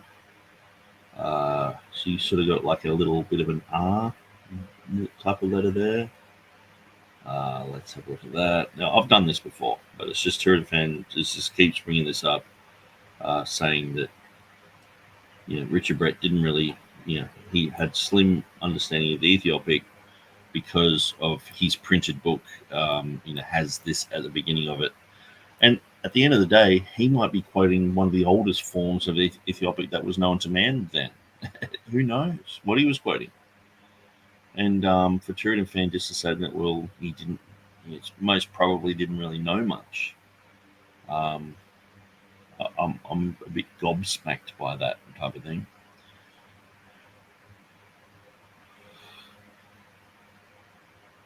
So yeah, very interesting.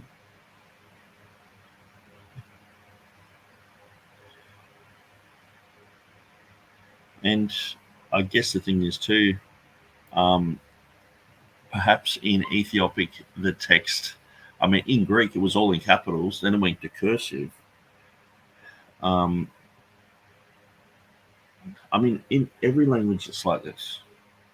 If you were to get English, the English of even Latin, you know, 700 years ago, is way different to what they had like 200 years later. And so I just can't understand why he's doing this. Anyway, so I think I've rabbit trailed down there for long enough. I want to try and finish this video, so let's continue.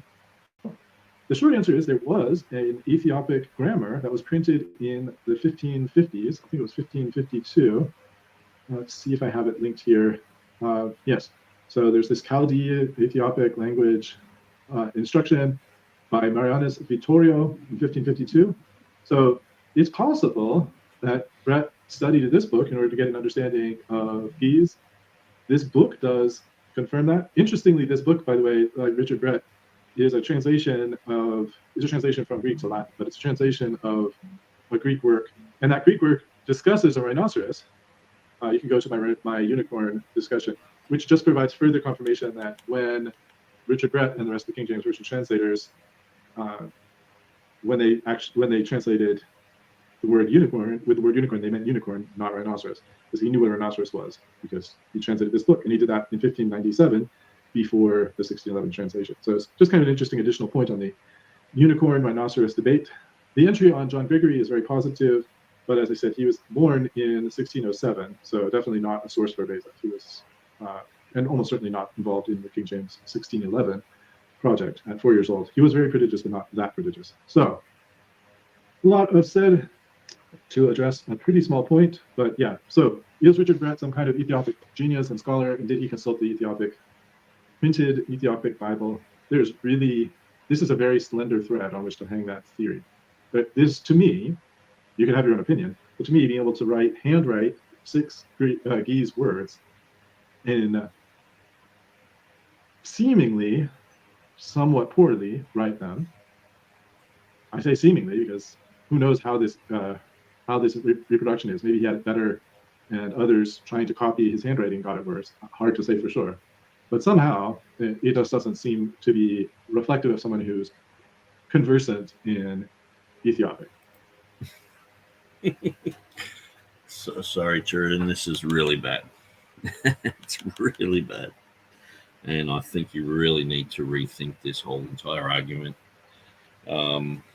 You just can't, you can't just, look at Syriac, look at every language, just Latin, even, just,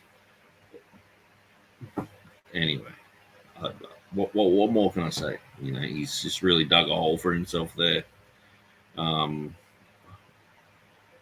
He can write their Greek properly. I mean, even just looking at their Greek, it's like, oh, that gamma doesn't look straight enough. He mustn't have known Greek. He mustn't have known the Latin properly either, because he's got a capital A and a capital E, where really it should be, they should be joined together, or whatever. It's like,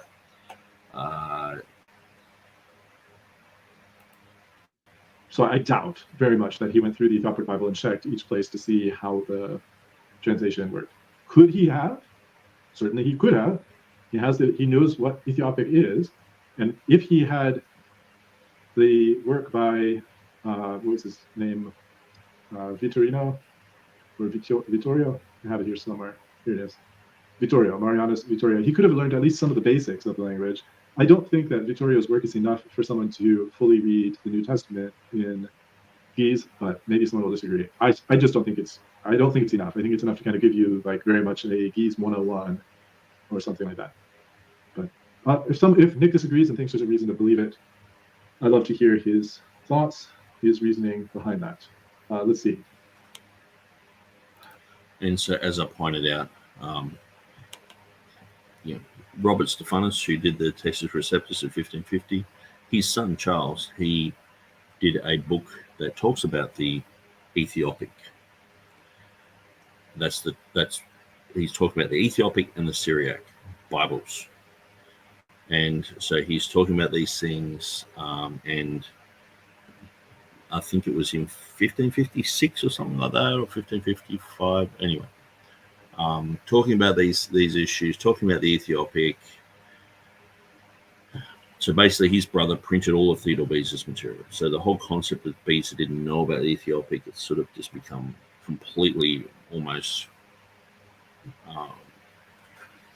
I guess I've been vindicated there in a sense. But then it just comes down to, but did he know about Revelation 16:5 reading then? But see that this is where Turretin doesn't realize that him saying that the King James guys didn't really know much about Revelation 16:5, and did they know any of the manuscript evidence behind this, or did they know that? Probably not. By him saying that, it's like saying Einstein didn't really know much about other scholars' work. He didn't know much about what Newton thought of gravity. Where does he say that? Sort of thing. It's like,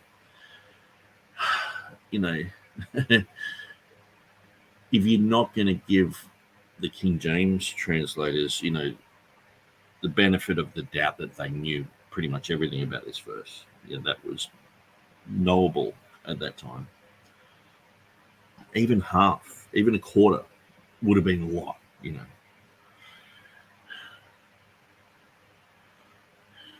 Then just this whole, Richard Brett thing and you dismissing this, it's just sort of like, well, you're dismissing everything. You're dismissing things that are sort of like just general knowledge. If you're pointing to the sky and saying the sky's not blue, then how can I trust you when you're going to say, well, that car is not red? It's like, well, this guy doesn't even think the sky's blue. This guy doesn't even think the King James translators really knew anything about Revelation 16:5 at all. They didn't indicate that they knew about it. It's like, really? Okay then. So when it's talking about Richard Brett, not knowing about the Ethiopic, not knowing about the Ethiopic Bible, not knowing. And the thing is too, I'm the type of guy who goes, okay, well, let's push back on that. Let's try and find it. And usually I find more and more and more material about this sort of stuff. And it's just like, I don't know why there's this endless going down rabbit holes and trying to just make out that these guys know nothing. When I think that TurretinFan needs to really study for a few years to recognize how learned these men are. Just because sometimes it's like you can't really even appreciate how learned someone like Noam Chomsky is until you study linguistics. Then you're like, wow, the guy's a legend. But if you don't know anything about linguistics, you just sort of like, oh, Noam Chomsky, who's that, Moving on to another, to another spot in this same video. This is about almost 2,000 seconds later. Let's see if I can jump to the right spot. Let's see. I might just share the right tab as well. Okay, so we're going to be turning this up soon when the video comes. That's the way. That's the way I want to do it. Let's see if that works. Oh, that doesn't work because I need to share the correct tab. There we go. According to, if you were to just go through TurretinFan's material here, it's not until the London Polyglot where people become interested in the Ge'ez Ethiopian language. So that's not so much me as Horn, but yeah, Horn says that. I agree with Horn on that point. But just on a cursory look, one of the King James translators was an expert in Ethiopic. So it has been presented that he's an expert in Ethiopic by people living long time after him, including an Oxford biographer. But the evidence of that is that he handwrote 6 Ge'ez words. And from what we can see of them, the characters, the shape of the characters seems like an inaccurate reproduction of the words. So did he study it? Yes. I think it's fair to say he studied it.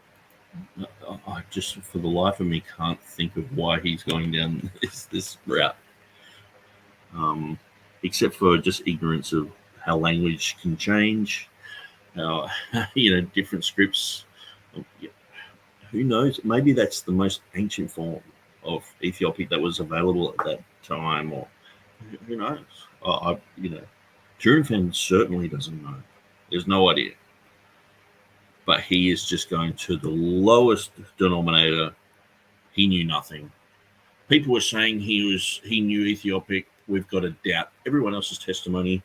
Go to the bottom of the barrel and say, look, he didn't even know the alphabet properly. It's like, and he's going to print it in a book. Like, can you imagine if you don't know a language properly? Like, can you imagine TurretinFan going, okay, well, I'm going to just write an Arabic thing on the front of my book, and people are going to look at it and go, what's that? And question it. Like, you would be embarrassed to do that. But he's saying that this guy did that. Yeah, it's every angle that you look at this, it's ridiculous. I'm sorry to say it, it's just absolutely ridiculous. Was he an expert compared to other Englishmen at the time? Of course, no doubt. Most of it wouldn't have known to put those statements.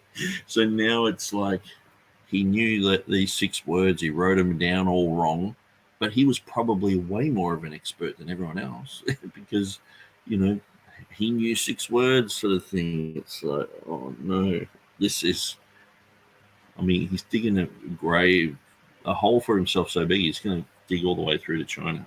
Facing characters in there, where the end-of-line characters. Ethiopia. Certain. Compared to that, absolutely an expert, but able to actually sit down and read the Bible in Ge'ez, I don't see evidence to support that. There just doesn't seem to be any work that he's done or any documents that he produced that show evidence of that. The fact that you could write a little bit in a language is an impressive skill, but it doesn't mean that you're an expert in the language. And so I think it's just an overstated point made by people long after he passed on to be with the Lord. According to, I showed dozens of different places, like even Oxford Academic Press, they're saying this. It's not just King James only websites or whatever. They're showing this, and so it goes against this narrative. So basically, he's created a whole narrative that it's not until 1657. So I keep in mind now, Nick, you're overstepping things a bit. I didn't create this whole narrative. I got this from Horn, who's a scholar in the field, and he's the one citing this. Yeah, and Horn, I've gone through some of Horn's material on the comma, and he's completely wrong, and he flip-flopped from that. He was defending the comment, and then he jumped right overboard and just attacked it because it was like his position changed. And obviously Horn's not reliable, and so it's great to look at what Horn's saying, but if you're tying yourself to what he's saying, then you cop the same criticism that Horn would cop. It's not me. And someone saying in a biography long after the person's dead that they were an expert in Ethiopic. We don't know for sure. Well, I point out in that webpage, you can go check the webpage when you want, but one of the letters, that one that looks like an F mirrored both directions, that looks more like a modern Amharic letter. One of the letters used in Amharic, more than it looks like one of the letters of the original Keys script.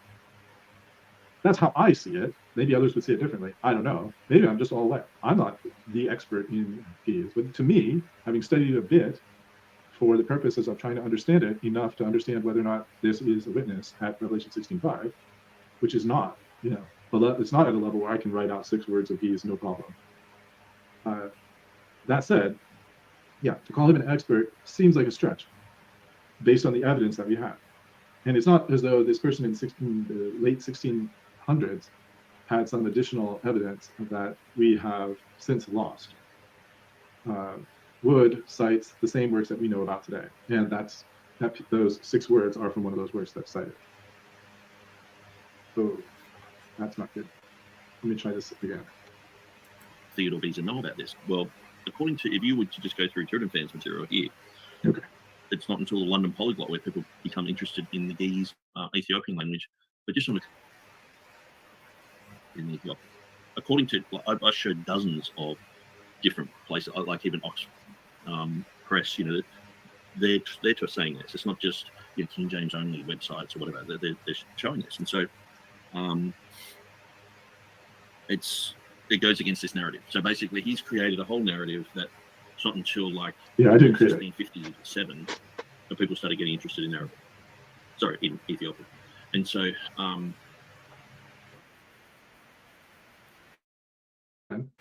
Even this Vittorio's work shows some interest in it before then. The point is that they weren't using it for textual critical work before that. They weren't using it for examining the difference in the readings before then. And the same kind of thing happened with Syriac. When Syriac was translated into Latin, Tremelius, I think, was active in that. That's when it became used by Beza. Beza didn't use the Syriac before it was translated into Latin. Now, had the Ethiopic been translated into Latin before during Beza's lifetime, then probably Beza would have consulted it at least once or twice to see what's there. That's just wrong. I've just disproven that with just a quick Google search. So just the only thing that was disproven there was the straw man that no one was interested in the language before that. But the idea that they were using the text that was printed, the printed text of the New Testament in Ge'ez, that there was some use of it by anyone before Walton's Polyglot for this kind of work, to check a reading, that hasn't been established. And so Horn's point remains solid. Obviously, someone had Dudley Loftus, who's the translator for Walton's Polyglot. Obviously, he learned Ge'ez somehow, and he learned it before he did the translation. So there must have been some interest before that. But certainly not suggesting otherwise. And we've also seen that it's one of the King James translators. So if we were to go earlier than that and look at other people, which I guess I'll do. So when you do that, there is somebody, at least one of these biographies, I think, even talks about who potentially was one of the tutors of Brett at Oxford or at Lincoln College. And it's possible that one of those people who tutored him at Lincoln College knew Ge'ez as well. So maybe you can find someone there. But to suggest that they were going through the Bible and checking the Ge'ez text against the Greek text, that you won't. I mean, if you find it, great. But I don't think you'll find it. I doubt you'll find it. Horn seems to suggest, and that's what I'm basing this on, is Horn, who studied this, that basically, no, you're not going to find it. Or start going through that. We'll probably find way more information. And so, anyway, so you can't make your conclusions according to what TurretinFan's just said, because it's obviously wrong.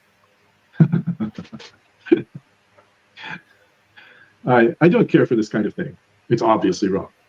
So what's obviously wrong is that no one had any interest in keys before Walton's polyglot. But that's not my point or my argument. So, I mean, just since this has been said, I mean, we've established that Charles Stephanus, son of Henry Stephanus, son of Robert Stephanus, brother of Henry Stephanus, wrote about the Ethiopic Bible in a book and printed that.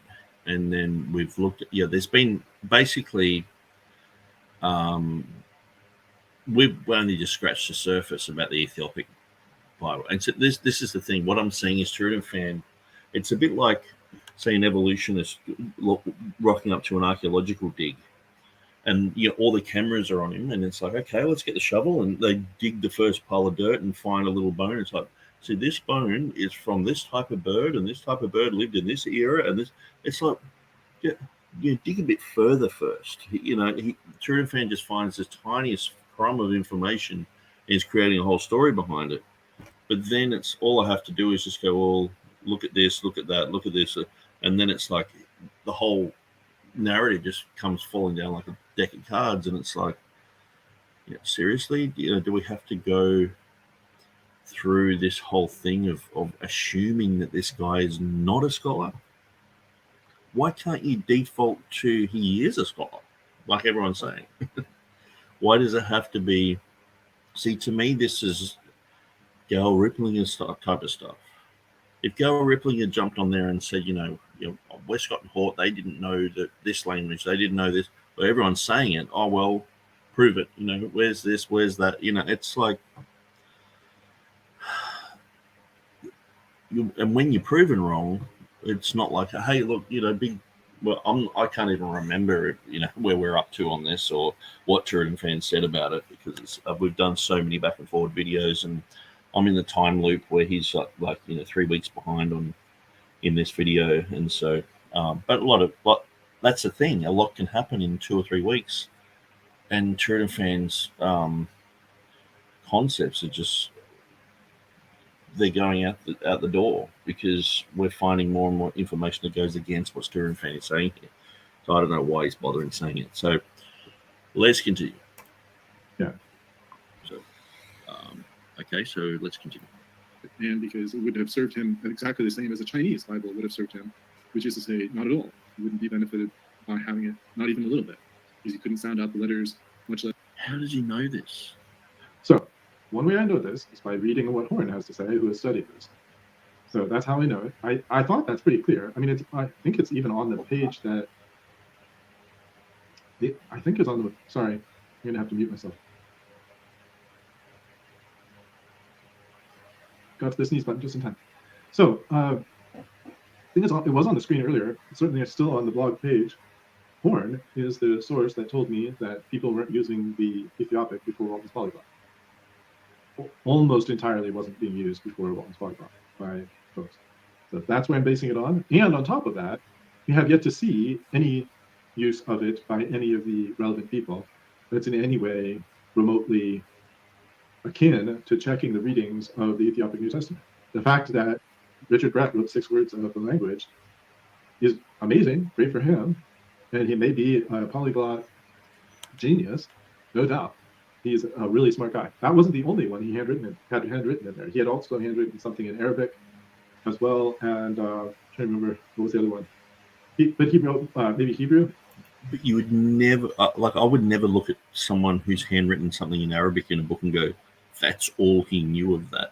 You know what I mean? But I just can't understand why TurretinFan is gone. But see, the problem is, too, when TurretinFan goes down these type of rabbit holes, it's great to go down this rabbit hole in your mind, but to verbalize it and say this, this is what I think and everything, it's just laying yourself bare to, criticism where we're going, that's dumb, that's silly, which you don't appreciate that. I don't appreciate even giving it, but I have to say it because then, like 2 weeks later, your narrative is gone.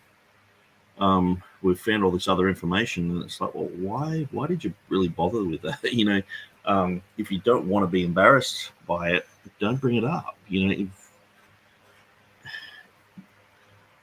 you've got to know more about these topics before there's definitive, before there's definitive accusations or conclusions made about these people. Hebrew, Greek, Latin. Most of the book is in Latin, and he was translating from Greek. But there was some sample of his ability in Arabic as well. So congratulations, great for him, wonderful, lovely. However, not germane to our considerations. And on top of that, he himself wasn't a useful resource to Beza before Beza made this conjecture, because he didn't start college until 1582. And there's no reason to think he knew Ethiopic before college. Like, so this is the thing. It's like, I understand if he's like, okay, we're not sure whether Beza knew the language or not. I mean, so of course, when you start phrasing things in terms of we are sure, or we have 100% certainty, when you start using that standard, then what happens is just nothing ever measures up to that standard, or almost nothing ever measures up to that standard. The question is not, is it absolutely impossible for Beza to have understood it? Could Beza have secretly met with Peter the Ethiopian, who personally taught him Ethiopian? Of course, it's possible. Lots of things are possible. This doesn't mean that that's probable or that we have any reason at all to believe it. So, you know, I need to come up with a good way of describing this fallacy. It springs up from time to time, this idea that we have some kind of duty to prove not just that it's improbable, but that it's impossible. Like, why in the world would that be our standard? I'm just telling you, to a probability, to a reasonable certainty, not absolute certainty, but to a reasonable certainty, Beza didn't know Ethiopic. There's nothing that we've ever seen from any of his writings that we have where he's mentioned that he read something in Ethiopic, or he studied Ethiopic, or he was communicating with a scholar about the Ethiopic. Henry Stephanus' brother Charles. I mean, it's like, oh, and you're digging a really big hole for yourself here, man. And we have a lot of his writings. He's extremely well preserved as an author. A lot of his writings are preserved. We have, I don't know, the PRDL, this Presbyterian Reformed Digital Library. His entry, the entry for Theodorus Beza, or whatever, however they have it set up, is one of the most extensive collections that they have there. And yet you won't find a single work on the Ethiopic there. And I've looked in Google Books as well, same issue, trying to find anything he could have said. But, you know, feel free to point out, because all it would really take to disprove my point here is some letter he wrote saying, oh, I just got back from meeting with Peter the Ethiopian, who's finally completed my study of the Ethiopic scriptures. And then all of a sudden, TurretinFan's case is thrown out the window. But until that evidence comes along, that's an extremely improbable scenario. We have no reason at all to think. So Charles Stephanus can know the Ethiopic, but Beza can't. This is, you know, Richard Brett, he can know 6 words and wrongly. It just gets ridiculous. That's what Beza did. Just because something is possible. Same thing with the Chinese, by the way. I mean, it's not like Marco Polo didn't go to the Far East before Beza. So could he have brought back someone who spoke Chinese, and Beza could have learned it and could have studied it and could have checked? Of course, lots of things are possible. There's no reason to think that happened, but it's possible. This idea that you have to somehow prove that the impossible is impossible is not. It's not the point. The point is not that it's impossible. The point is that there's no reason to think that. And see, the thing is, this has been an argument that goes all through TurretinFan's work. He's like, you know, Theodore Beza didn't know of Beatus of Libana. It's like he never stated it, and you're like, and like, yeah, I'm not claiming that he knew Beatus of Libana, but it's like it just becomes this thing. Usually, it stems from James White or something. But then when you dig, you go into it and you think about it, you weigh it all up, and you're like, of course he would have known it.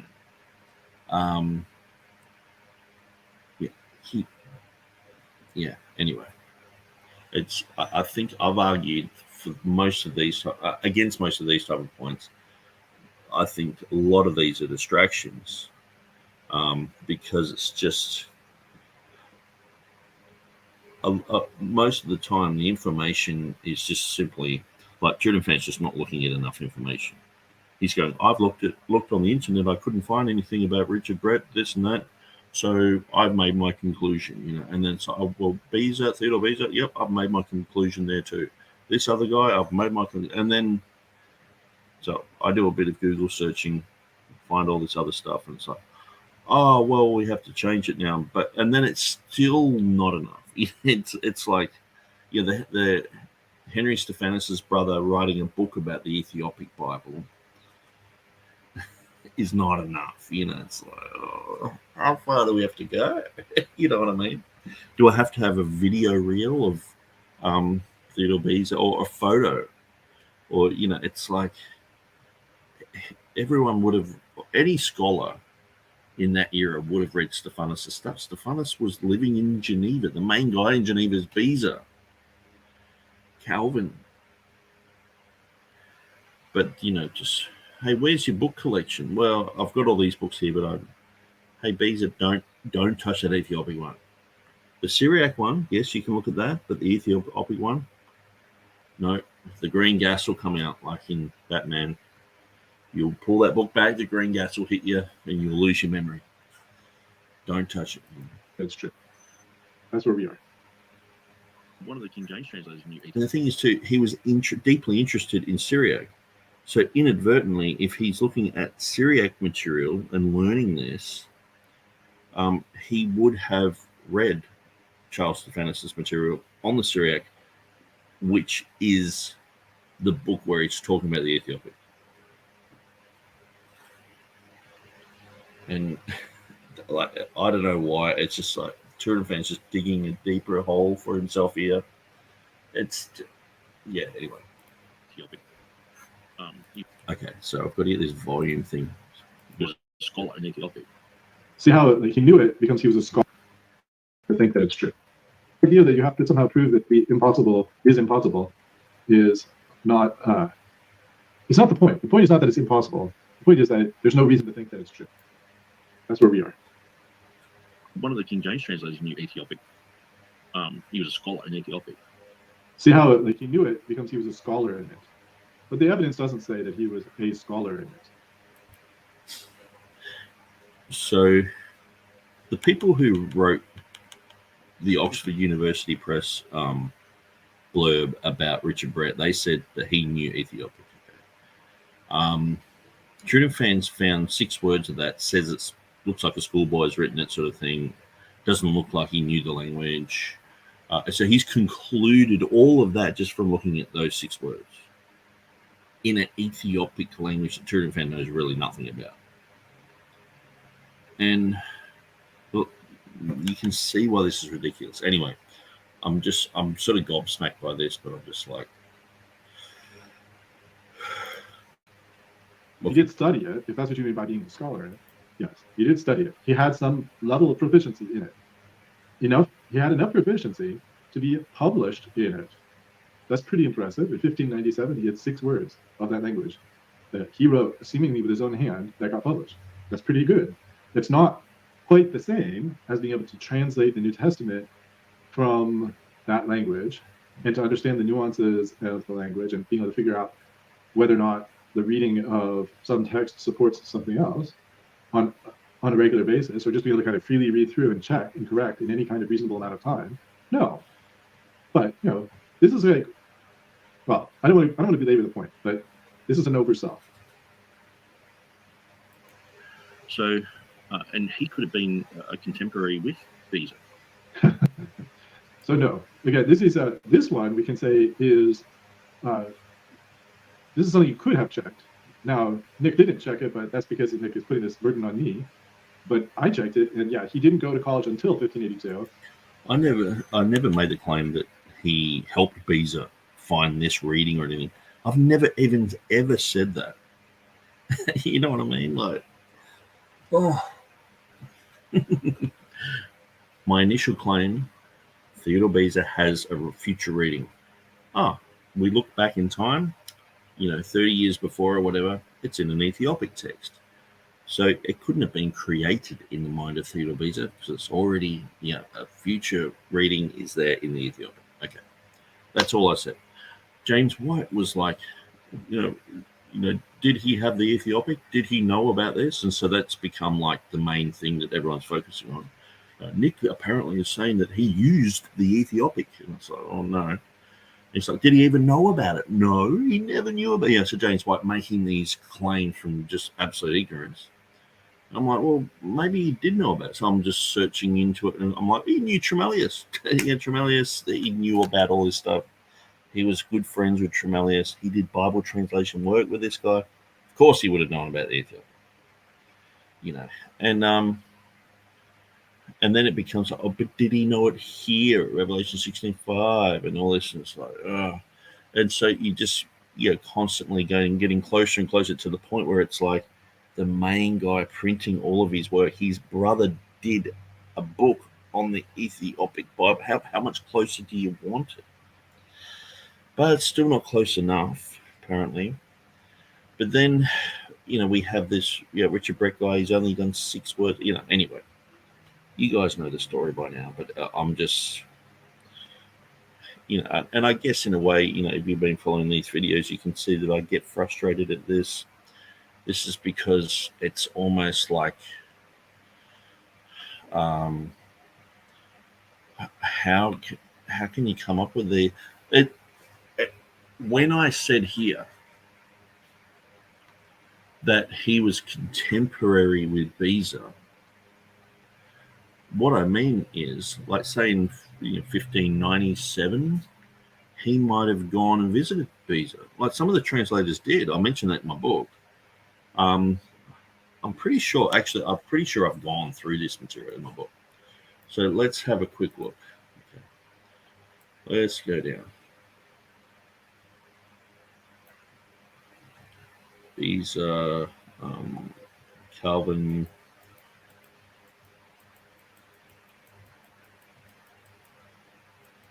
Arabic. Okay, King James translators.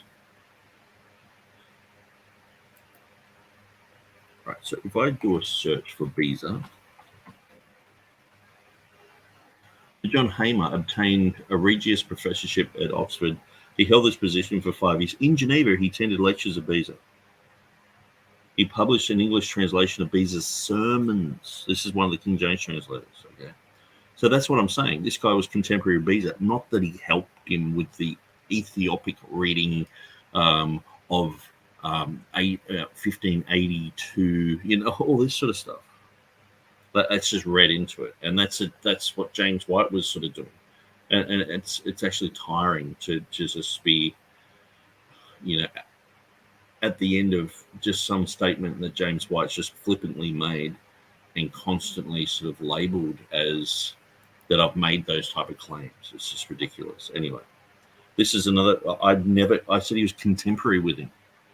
He could have visited him. These other guys did. And he could have, him and Beza could have been in correspondence together. Who knows?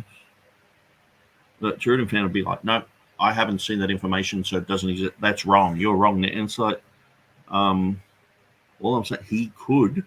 There's a strong possibility that he could have known Beza. It's John Hamer knew him, one of the King James translators. And the thing is, I'm sure the more that I go through this stuff, it'll be like, okay, it's not just, the 6 degrees of separation thing.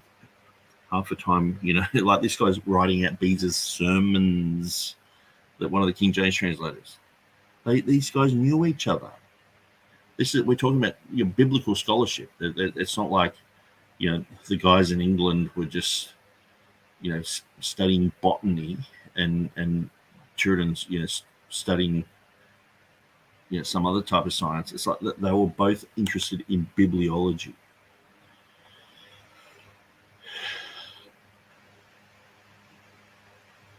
Anyway, so and it says that he began to study these tongues, meaning foreign languages, in college. According to the biography, that also mentions him as having some degree of skill in that language. It says that he began to study it in 1582, where it said he began to go to college and get a degree in arts and then become a fellow at Lincoln College, where he studied these languages. So the whole process has started in 1582, too late to be of help to Beza for his emendation here.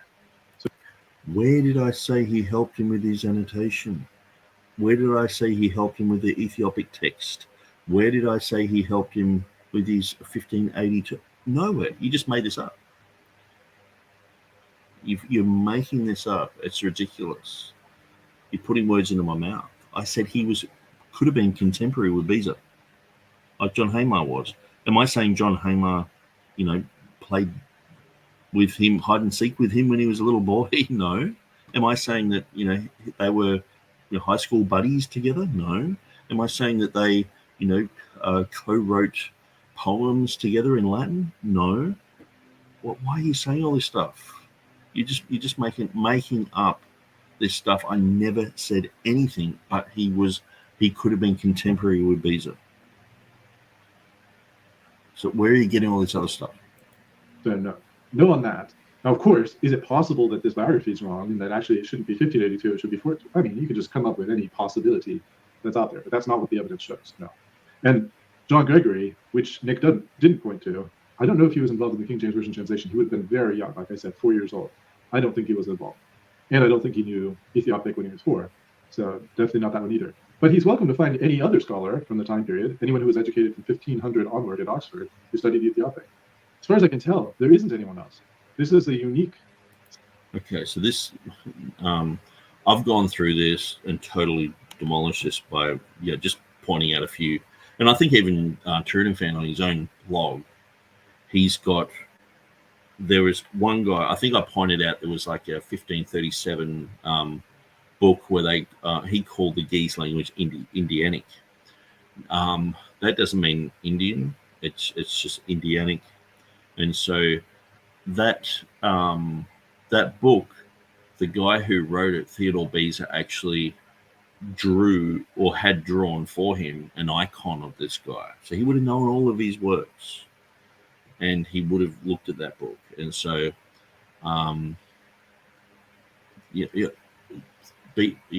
TurretinFan's got that on his own side.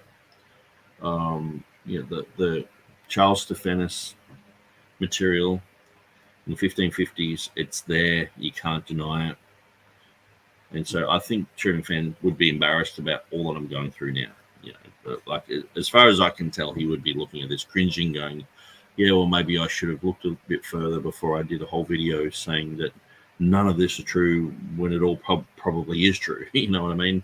And you can sense my frustration in this because I'm just dealing with the whims of someone with partial information. Got this much information and making a huge deal about it. And it's like, why, okay, I'll have to debunk that again, and so, I guess you can sense the type of frustration that I have with this material because, TurretinFan's even now debunking himself out of and we see this with the latest Mark Ward video. He was like, I'm debunking Stephen Anderson. And Stephen Anderson gets on there and goes, no, blah blah blah blah, and then he straight away does a whole apology video. It's like, well, just don't do the first video in the first place. You're taking up everyone's time. Everyone's watching it, and it's like, well, what are you talking about? Both of them are wrong. Stephen Anderson's wrong. He says it's a typo. It's not. Mark Ward's right on that bit, but he is wrong in a sense where he thinks that it's not a public execution putting the body out publicly. So he's wrong on that. So they're both wrong. But, what do you want? Coke or Pepsi? This is just the dichotomy that most people think you have to go with Anderson or Ruckman or whatever, or with someone else in the academy. And it's like, there's a lot of really good scholarship out there that just gets ignored. And so anyway, let's continue. Skill of from the 1500s. This is a unique skill among Englishmen to be able to write those 6 words. But he was tutored by somebody, so maybe that's somebody. Notice this whole mocking thing. He wrote 6 words. It's like,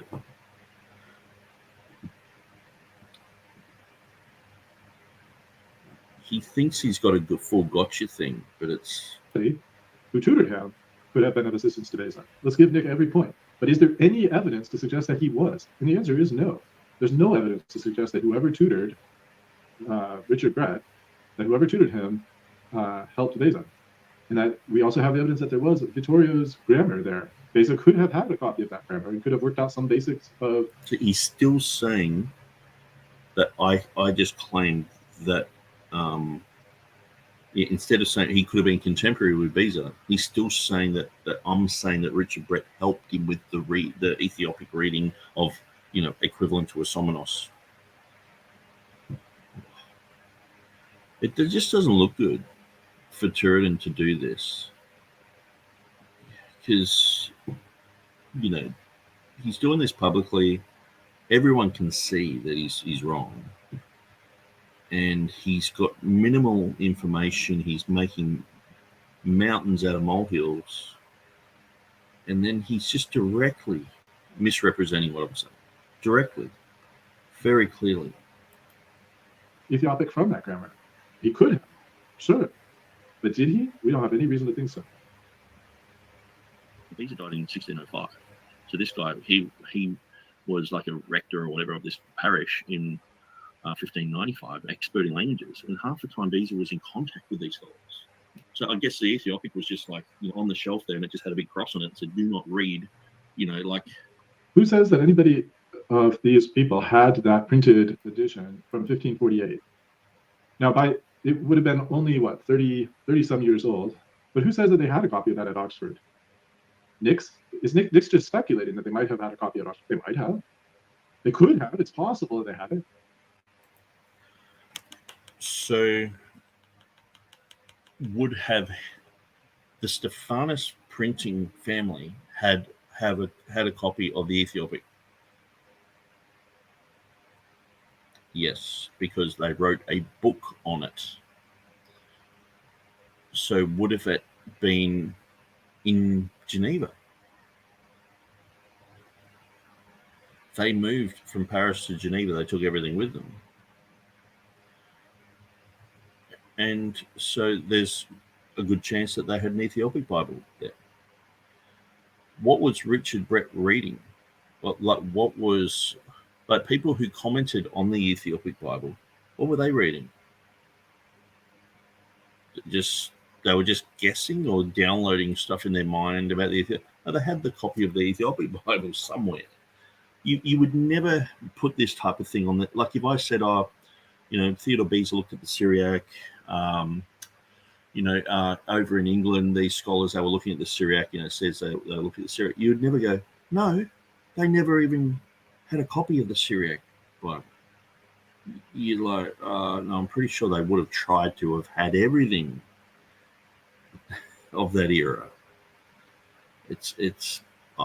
I just can't understand why the Ethiopic is just like a dog turd, where something like the Syriac, you wouldn't even think twice about. Oh yeah, they probably had the Arabic, they probably had this other one, they probably had this other one, but Ethiopic, never. Oh, forbidden. No way. No way did they even know. They didn't even know about it, let alone have it, let alone read Revelation 16:5 there. It's like just, it's ridiculous. But even if they had it, was he such a good scholar that he could, in the language, that he could just sit down and read it? Even if they had it, was he such a good scholar? I mean, Henry Stephanus's brother was. He could critique the Ethiopic Bible. And check it and verify, and that was important to him? Did he value or think that there was anything worth? Now it's coming down to, they didn't value it.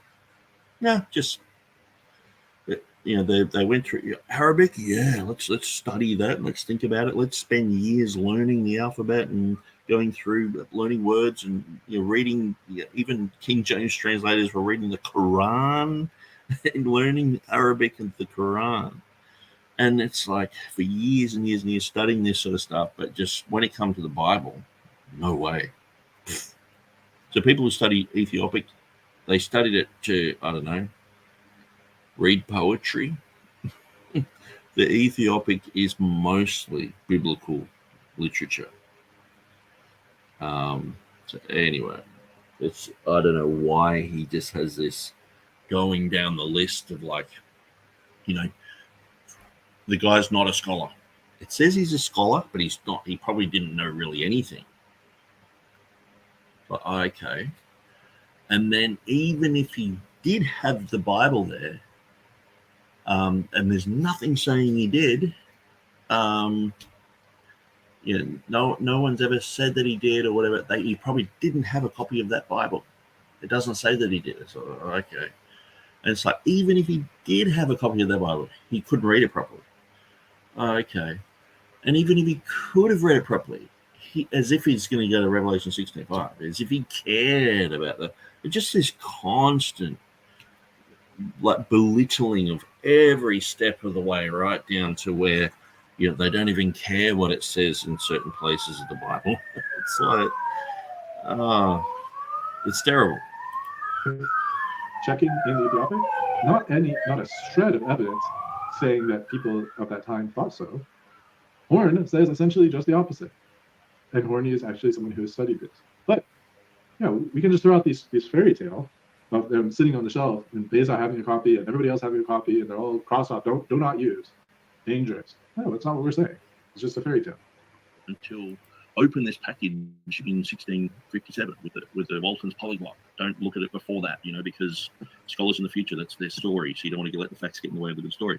And the thing is, I've just done a cursory look and we found this scholar and it's like, you know, how do you know about Beza? The thing is, there's plenty about Beza that I don't know. I know quite a lot about Beza, but there's plenty of. Now, this was a classic. Because when I heard this, I was like, this is a complete misrepresentation of what I'm saying. Because I said, there's plenty about Beza that I don't know. And when I said that, how many other people do you know who have gone through, like, so I've gone through about 8 chapters of Beza's Greek, and I've put it into my Textus Receptus website, okay? And I've studied lots and lots of places of Theodore Beza. Like, I think out of anyone in the Textus Receptus community, I probably know more about Beza than most people. And I'm saying that I've only scratched the surface. That's what I'm saying. So if I was a biographer for, we keep bringing up Einstein. If I was a biographer for Einstein, I might know a lot about him, but his conclusions and everything about it, I don't know everything about him. Or everyone he wrote to, or it takes a lifetime of study to figure all that sort of stuff out. That's what I'm saying. So listen to what I say here again. So I'll just back this up. So there's no story, so you don't want to let the facts get in the way of the story. And the thing is, I've just done a cursory look, and we found this scholar, and it's like, how do you know about Beza? The thing is, there's plenty about Beza that I don't know. I know. When I said that, I'm saying there's plenty about Beza I don't know. But at the end of the day, how many other people know as much about Beza as I do? I know plenty about Beza, about his links to Tremellius and Jenius. TurretinFan's learn all that from me. About what he's saying in the annotations. If it wasn't for me pushing this Revelation 16:5 stuff, it wouldn't have been retranslated, and they wouldn't have known that there's an ancient manuscript that Beza had. This has become a huge thing that he's had this ancient manuscript. I've been pushing for this. So I know lots about Beza, but I'm saying there's plenty I don't know. I don't know what he says in Ephesians, in his annotations. I haven't gone there. Maybe Ephesians 3:9, but it's like there are places that I am going to and looking at, but I don't know everything about it. That's what I'm saying. Now, TurretinFan takes that as I'm admitting I know nothing about the guy. Have a listen to this. I know quite a lot about Beza, but there's plenty of. So just arguing from the fact that you don't know a lot, I mean, that might be a great, and obviously I understand Nick is somewhat just talking out loud and thinking out loud. Fine, if you don't know a lot about Beza, there's a lot to learn, but go and learn it and then come back with a story. See? He's saying you go and learn it and then come back with your story. It's like, so he's completely misrepresenting what I'm saying. You saw that he does, teach this, as opposed to just coming up with this off the cuff. Well, I found some scholar who's a King James scholar who supposedly knew, Ethiopic, although the evidence of that is pretty slim. And I'm betting that Nick wasn't aware of the scope of what he actually published in these before this. I don't know. Maybe he did. Maybe I'm wrong. This is my guess. I don't think we know at all what Richard Brett published. I think there's just so little information about him on the internet that really it'll probably start coming out because people will start searching for it, and someone like say from the Library of Congress will go, oh, actually we got this other information, and it says we take someone who's writing for Oxford University Press, and they're saying, okay, he did quite a few Latin works. It's like, well, were they just wrong on everything they said about him? Why wouldn't you just take that at face value and go, okay, well, perhaps there's other things online that I don't know about. Perhaps they haven't uploaded it to Google Books so no one knows about it. Perhaps he was doing joint ventures with other scholars. And so, and what's the bet that in 6 months, okay, well, so what's the date? It's nearly, it's like 15 days to Christmas. So 2023, 15 days to Christmas. In 6 months, I'll revisit this. So just before it turns to, Christmas in July or whatever, let's rewind this, and I'll say, how much more do we know about Richard Brett? And it would probably be so much that it's like, oh, yeah, we didn't realize that he was, teaching Ethiopic at this school, or his tutor, yes, he was an expert in this and that. And, all you have to do is look around this guy, and then you find out all this other stuff. And that's what I found when I was searching through Beezer and what he said about Revelation 16:5.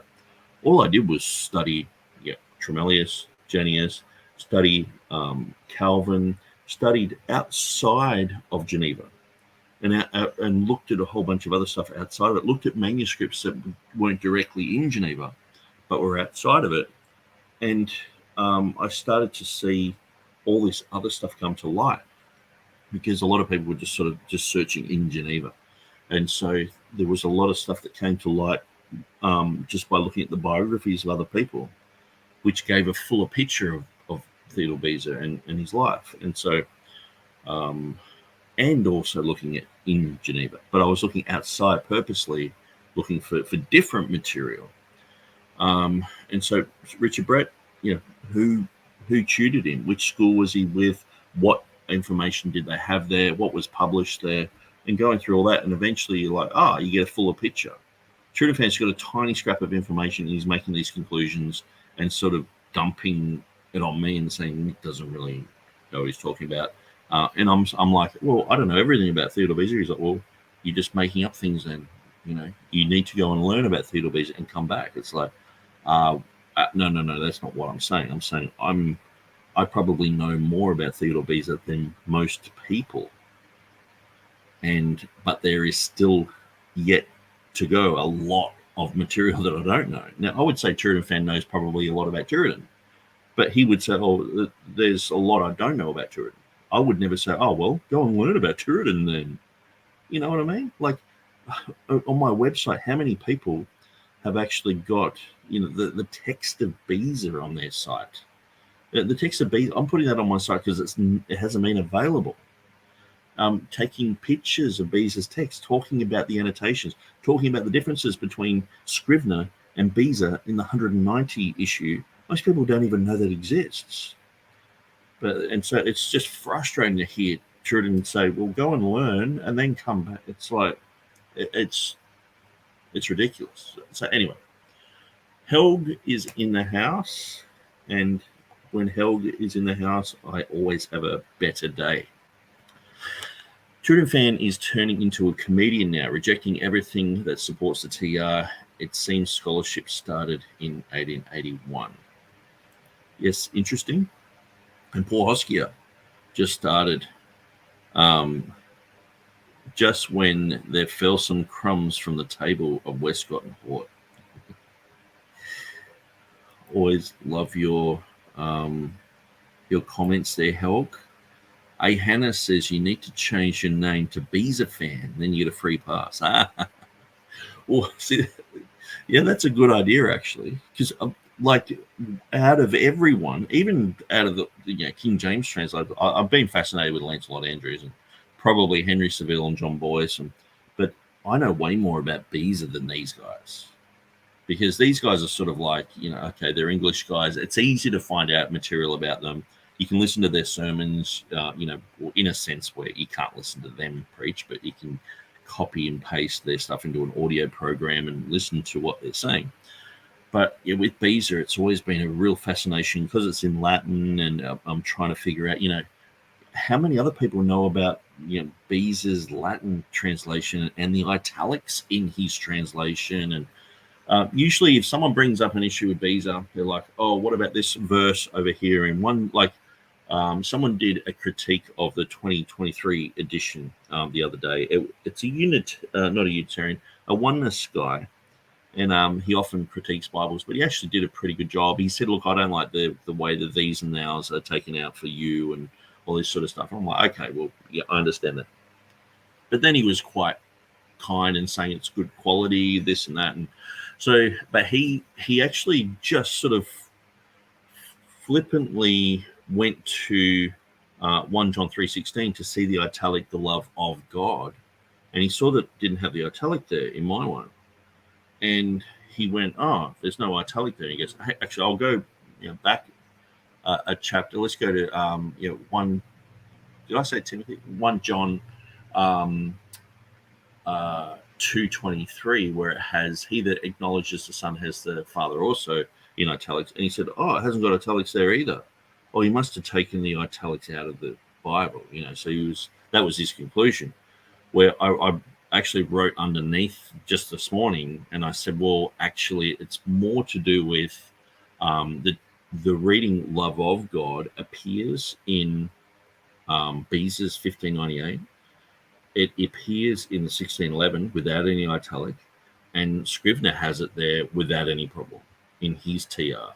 So when the New King James comes along, they actually omit that those two words, "of God," for no reason. They say they follow the underlying Greek text of the King James Version, which is the Textus Receptus. You go to the Beza, which is the TR that they followed, it's there.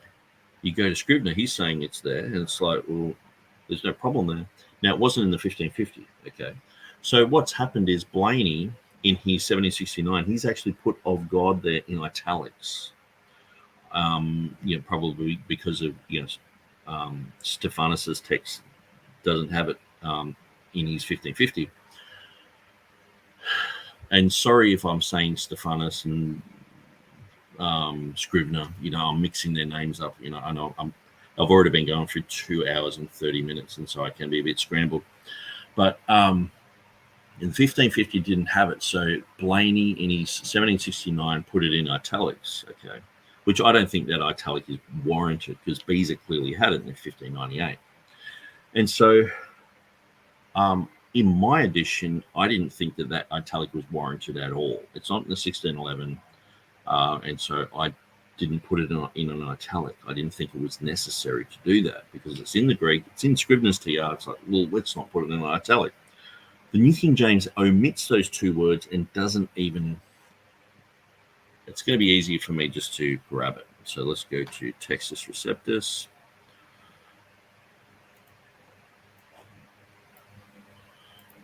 Scroll down to 1 John 3.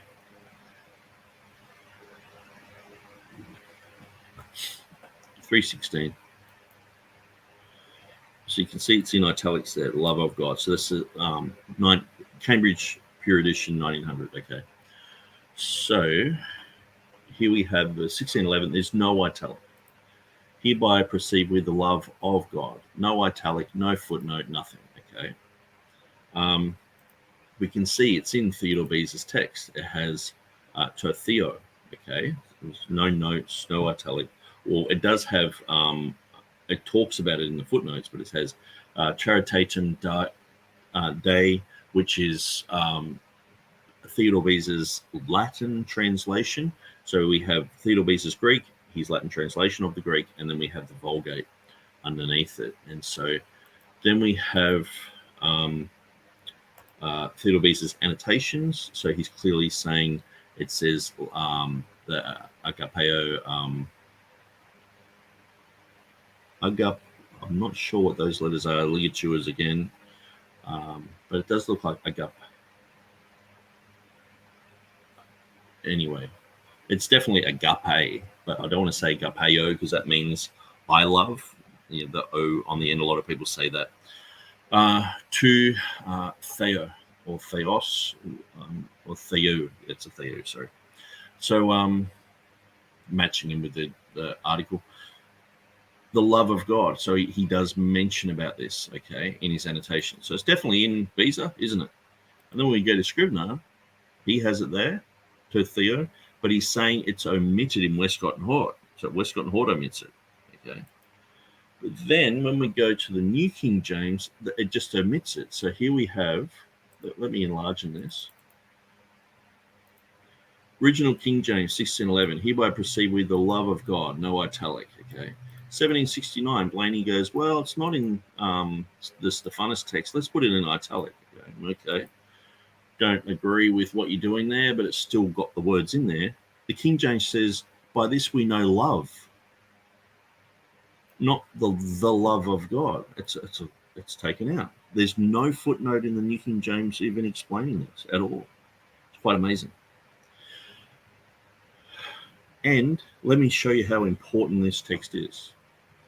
Hereby proceed with the love of God, because he, who? God, laid down his life for us. This is saying Jesus is God. I wonder if Westcott and Hort wanted that out with their Unitarian friends. So the original 1611 does not have any italic here. Scrivener includes it in his Textus Receptus that the New King James claims to be based upon. Scrivener notes that Westcott and Hort omits to Theo. So the New King James clearly departs from the TR here, and also the KJV. So the New King James doesn't follow the King James. It doesn't follow the Textus Receptus. So when people say, "Oh, it's, you know, I know that there are people out there who say, "Oh, the Textus Receptus of the New King James is so different. It's got all these." No, it's not so different. It's pretty much the same, but here it's not. There are places like this throughout. There's not that many, but this is a departure from Scrivener, from Beza, and from the King James. Okay. So that's why I didn't put the italic there in the edition that I have. And so this was looked up by the guy. He said, hereby proceed with the love of God. Okay. So if we were just to go quickly to 1 John 2:23 and the italic. So I'll just quickly go there. 2:23. See the italic there? It's all in italics. But he that acknowledgeth the Son hath the Father also. So we see that represented in the 1900 Pure Cambridge edition. But in my one, notice I don't have the italic. I have it in the full text. Now, why do I have that? Okay, so here we see the 1565 Greek text of Beza in his second edition. It ends here, but then we see the added text in his 1598. So it is in the Greek, 1598. Okay, but the King James translators, they put it in italics because it's not in the text of Stephanus. Okay, so here we see in the King James, whosoever denieth the Son, the same hath not the Father. But he that acknowledgeth the Son hath the Father also. So we see that's written in that type of font in 1611 that was akin to the italics. So when this guy was saying, oh, he's deleting the italics, it just so happened that he went to those two verses. He just went to one and went, oh, the italic's not there. Then he went back a page and went, the italic's not there either. It's probably out of all the places where I've looked at italics this strongly, these are probably the two main places. So it just so happened to be these places. The reason that I don't have an italic there is because the Trinitarian Bible Society, they announced that they have enough evidence for this verse. So there's no point putting this in italic for the modern reader, because back then they were saying, well, the text of Stephanus doesn't have it, and sort of almost acknowledging this, it's a little bit of a slim reading. But now we have a lot of attestation for this. And even the critical text guys acknowledge, I think it appears in Sinaiticus as well, or something like that. I think it was Sinaiticus, or Alexandrinus, I think as well has it.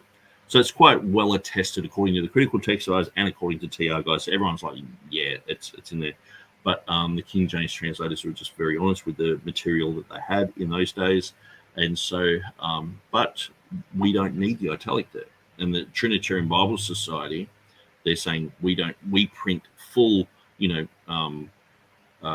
editions of the King James version without the italic there anymore.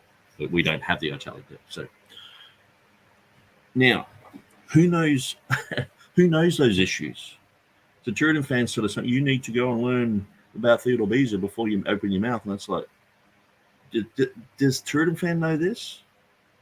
I know what appears in Beza. I know what appears in Scrivener. I know what appears in the King James. Who knows all that information? I don't know many people who know that. And so when he's saying, you need to go and sort of learn, just because I said, look, there's stuff that I don't know about Beza, it's like, well, I'm sure Turretin, if he was to be honest, there's stuff I don't know about Turretin. Okay, yeah, well, I wouldn't say you have to go and learn it. He should know by now, reading my book, that I do know quite a fair bit about Theodore Beza. So anyway, Helg says TurretinFan should accept the text and bibliology of Turretin. Absolutely. The text was the Textus Receptus, and the bibliology was many confessional guys looked at Turretin.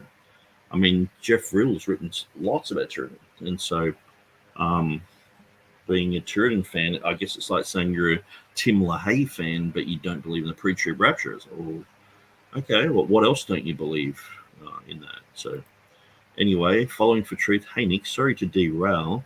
Do you know anyone who has written against James Snap's assertion, regarding 1 John 5:7 and his claims regarding being Latin interpolation and the usage by Cyprian?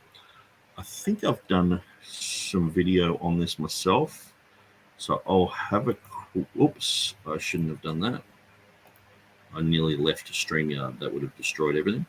So let me go to YouTube, and we'll go to my videos, and we'll go to playlist.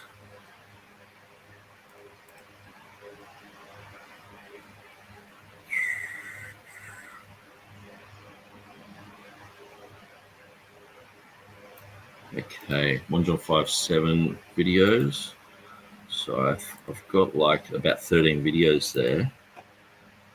And I think the first one deals with Cyprian.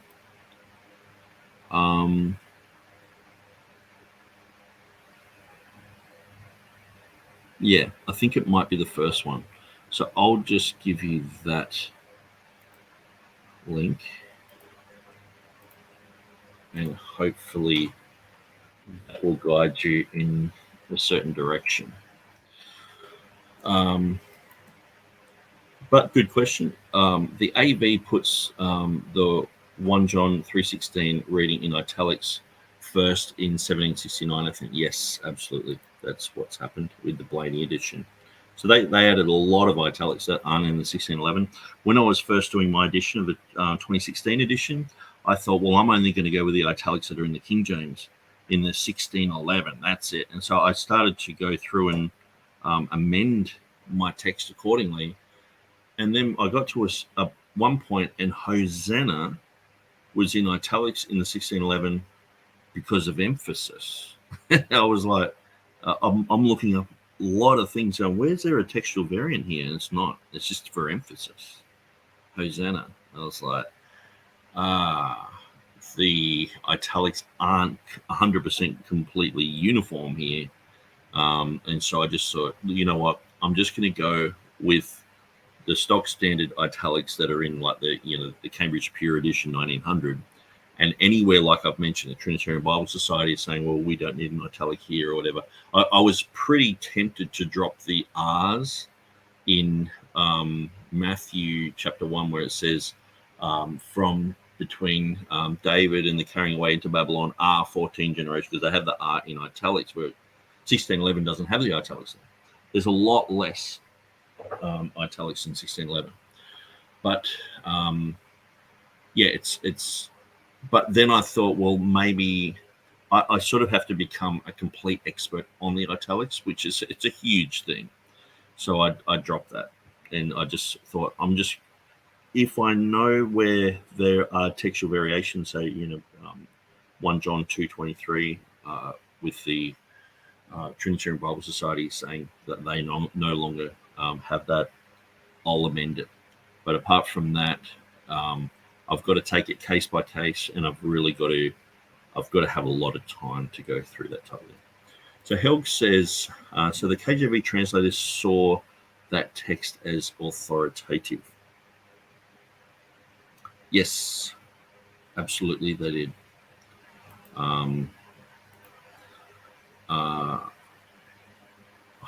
So I guess if you're writing about the 1550, I'm not sure. I guess it's just making people aware that it probably wasn't in the earlier editions of Beza and Stephanus. But if you're talking about they saw the 1598 as authoritative, all the words of the 1598 are translated. Now, whether there is an italic there or not, all the words are there. So thought you might have. And yeah, so Follow in Truth LJ says, awesome, I'll check that out, thanks. Okay, so let's get back to TurretinFan. Is that he wasn't aware of the very limited nature of his work in these. But somewhere on some KJV website, probably going back to this Translators Revived book, which was popular among King James advocates in the 1800s, probably through that book, one way or another, through Wikipedia, through some other intermediary stuff, it all goes back to from the end of the 1690s, a historian biographer assembling, in the course of this massive volume of 200 years of Oxford graduates, a comment that this person had skills in this language, and assuming that means that the person is now an expert in that language, or fluent in the language, or something else. We're getting all the way, there's a lot of jumps there. And so, no, it hasn't, this idea that Beza didn't know the Latin, I mean, he knew the Latin. He knew Latin very well. He knew Greek very well. That we have evidence of. But the idea that he knew or had any access of any reasonable kind to the Geese is just not there. Now, to craft a different story, you might actually have to provide some kind of evidence, not just this imaginary story where everybody knows Geese, but they just don't use it. And especially what manuscripts he had, what languages he was involved. So what manuscripts he had, we have some pretty good idea of what that was, because he's told us. Now I understand Nick's saying there's a lot he doesn't know. And that's fine, but do the research. Kranz has done some of the research. You can. This is so. I just feel that this is TurretinFan actually just belittling me, because he's like, "Well, Nick's saying he hasn't done the research." No, I said there's a lot that I don't know about Theodore Beza. Well, just as TurretinFan, there's a lot he probably doesn't know about Turretin. Because these guys were very complicated guys, in-depth guys, and they were writing on scholarly material in different languages. And so you're peeling back a layer, and there's a whole bunch of new scholarship that you have to learn. And it's like you're trying to decipher what these guys knew. And so for me to get into the shoes of the King James translators, I have to understand Beza, because they understood Beza. So that's why I've always been trying to understand Beza for the last 15 years. But now TurretinFan's saying that I really should go and learn. And, Jan Kranz, he's written about this. And so I could probably learn from him. It's like, okay, can't you see that on my website, I talk about Jan Kranz, I talk about his translations of Erasmus and how he translates the Olim in a certain direction that causes Erasmus to be doubting that the book of Revelation was written by John. Instead of the Greeks once doubted it, it becomes Erasmus doubted it. So he changes that word Olim to mean something that it's historically never been translated into before. And he goes against the translation of Erika Rummel, who translated the same section. So not only have I gone through Qurans, I'm critiquing Qurans and showing problems with Qurans. But, apparently I've got to learn, I've got to, know more about these things. And, it's like, just because I don't go with what Qurans are saying about Beza doesn't mean I don't know about what he's saying about Beza. But, I just feel at this point, TurretinFan's just sort of mocking, in a sense. He's not doing a really good job at it. But he cites primary materials where Beza himself talks about the manuscripts he has. If you go through Beza's Lamentations, you look at where he mentions old manuscripts. Very rarely does he call a manuscript my manuscript. And when he does, it's either Codex Beza or Codex Monogrammaticus. So it's really those two are the manuscripts he has, on top of this collation work by other scholars. That's what he has based on what he himself wrote in his annotations. So, are there things we don't know? I'm not saying there's nothing we don't know. But before we start just randomly speculating that he could have done this or could have done that, that's not an argument for that specific position. Argue it from the evidence you do have. And the evidence we do have is that he had two manuscripts and a collation, and that's what he said he had. That's how he based his idea. He based his translation on 25, or 17 or 19 manuscripts, is because he's counting the manuscripts of Valla, Lefebvre, and Estienne, and Erasmus. So that's how we get there. And because so I covered a lot of that in the previous video when we talked about the collations, when we were talking about the different numbers in the manuscripts and all this sort of stuff. And so, I guess because TurretinFan is basically saying that, I'm admitting that I know nothing about Theodore Beza, let's go to the website. Okay, so let's just see what I do know about Beza. I've got a picture of Erasmus there, so I've got a nice picture of Theodore Beza there. I've got a lovely little article about him. And so, you go through that information. It's just sort of bog standard stuff. But I do, say, for example, talk about Theodore Beza. If we go to any verse, most of the time I'm looking at what Theodore Beza has. So Matthew chapter 1, and we'll go to verse 1 there. See, the thing is, pretty much everything TurretinFan knows about Beza and the Textus Receptus, he's learning from me as he's going through this stuff. Okay, so let's just see what I've got written about. So on every page, I've got the Beza reading.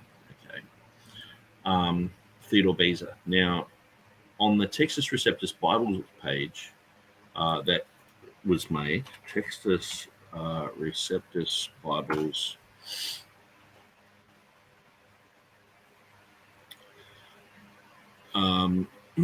So the Theodore Beza, he says there's 9 editions. Now, I've proven that there's only 5 editions of Beza. Okay, but that was the scholarship that was around when this was written.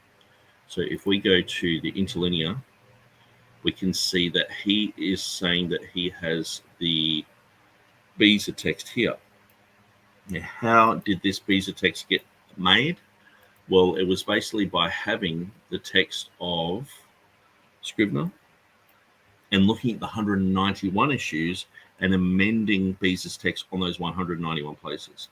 It wasn't through looking at the document and reading through it. But thankfully, I've been working through that type of material. And so you can see on my website here, the editions of Beza 1598 here. And so I've got that written down. And when you go up to the Theodore Beza section, you can see I've written it down. I've typed it out. I've looked for the exact font that would be needed there, and I've written it out. Okay. And then you can actually go to the Errara and you can jump on that, and it should take you straight to.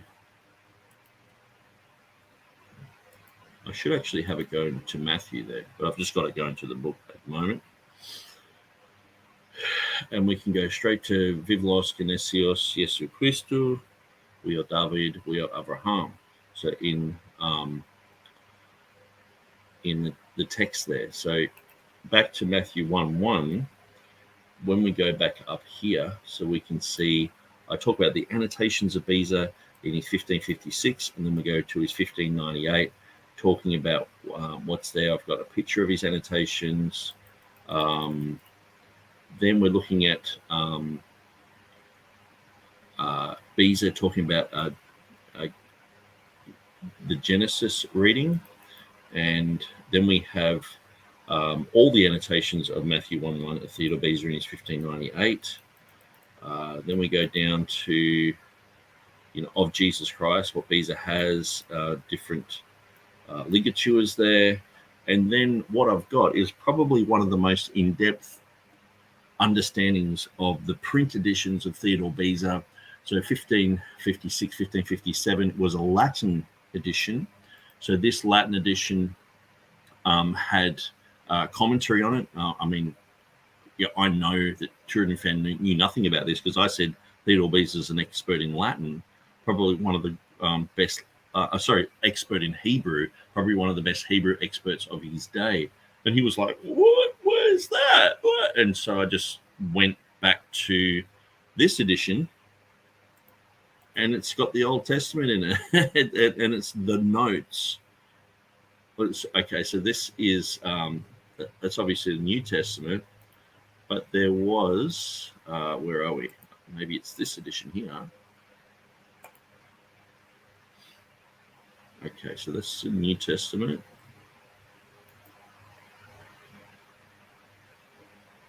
I'm not sure if I'm still in the New Testament or the Old, but where he has his annotations of the Hebrew.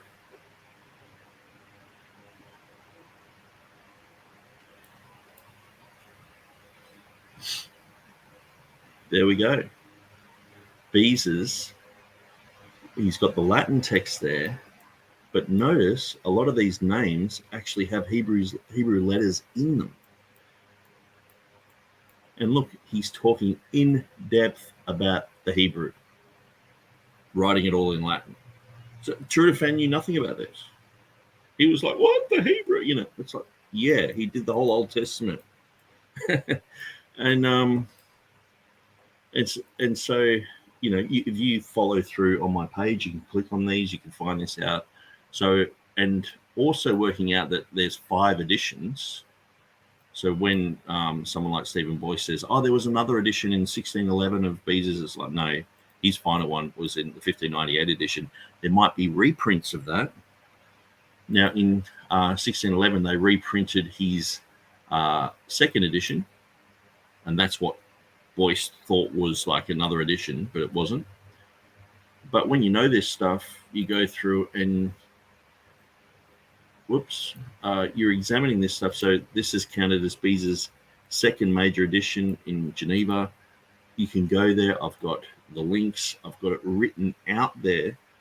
I've written that out. No one else has. I've looked at the actual thing.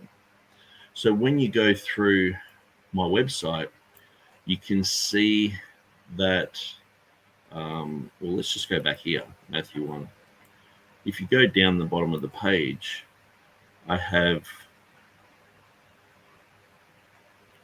editions, Beza's Textus Receptus. And so this is something I'm constantly going through. Now, I can guarantee you from all of these words here, I have personally looked at in the manuscript. Every single word. Now, every single one of them is linked to a Strong's number as well. So that continues for probably about 8 chapters. I do have a marker of where I've stopped. And that was done probably about 12 years ago, I guess. So let's have a look. History. 2015, 14, 2012. Okay, let's look at this. Textus Receptus. I'm typing it in, and then I'm typing in this one because I studied that one with the big old, equivalent to a full stop there. And I'm amending things. I'm changing things. I'm adding Strong's numbers. This is in 2011. This is 12 years ago. I'm going through Theodore Beza's material. and putting in his text as I'm reading it, as I'm seeing it, putting the Strong's numbers there, and doing this type of study. So I'd like to know, who else has done this, Turretin? You're just sort of belittling me and saying that I don't really know much about Theodore Beza. It takes a lot of effort to do all this sort of stuff. 12 years ago, 13 years ago, whatever it is, 11 years ago.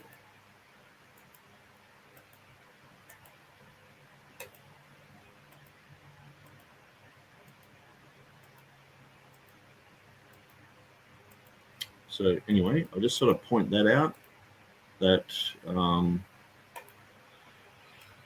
that's, what I've been doing a lot of the time with Theodore Beza's material. I mean, if you go to any page that's, usually, like say Ephesians 3:9, where I've done quite a bit of work,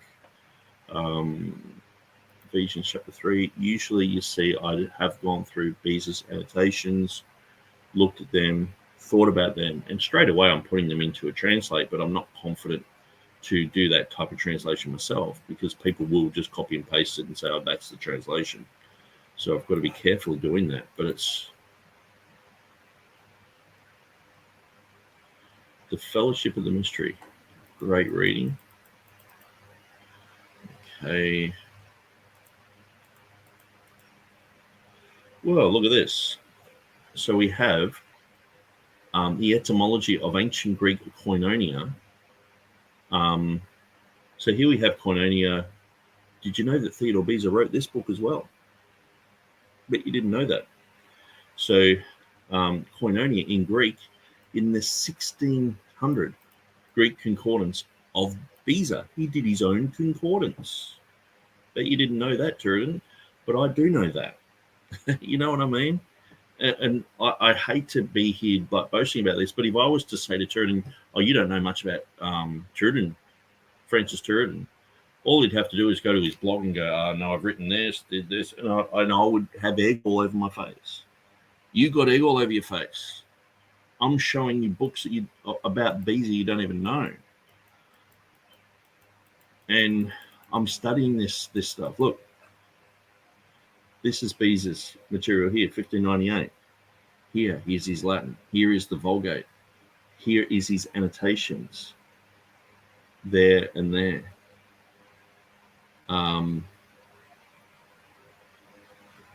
Hutta. You're going through this material, writing it out. Sometimes the only place you can find Beza's material is when I've written it out and put it on my website. So anyway, I think you get the gist. I just wanted to show you that what TurretinFan's saying about me is completely untrue. When I'm saying that he was contemporary with Tremellius and Junius, they worked together. I'm sure you mean Junius. I don't know why you call him Junius. But anyway, Junius or Junius and Tremellius are great scholars, but Beza got his understanding of the languages they were working in from them by Latin. So Tremellius published. So he knows how Beza learnt the languages via Latin from them. Okay, so with his 1556 Hebrew annotations on the Hebrew Bible, I guess he was on the phone to Tremellius. I mean, let's see if that's even possible. Let's look at when Tremellius came on the scene. Tremellius. And I'm pretty sure he was converted in the 40s. He became professor of Old Testament in 1561. Okay. Converted in 1540. Okay. So this would have been 16 years later. Beza was doing his thing. Okay, so the New Testament translated by Beza appeared 1569. So I'm just wondering where he was. Okay. The Junius Tremellius Bible first appeared in 1575-79. Okay, they used the Greek of Beza.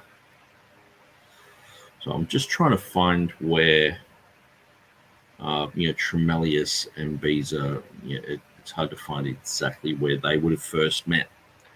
But I'm just seeing. And I guess, this is, if I go to Oxford University Press, they probably just made up a bunch of stuff about this guy. He probably didn't really know Syriac. He probably only printed this, this one line, and it doesn't look like Syriac, So,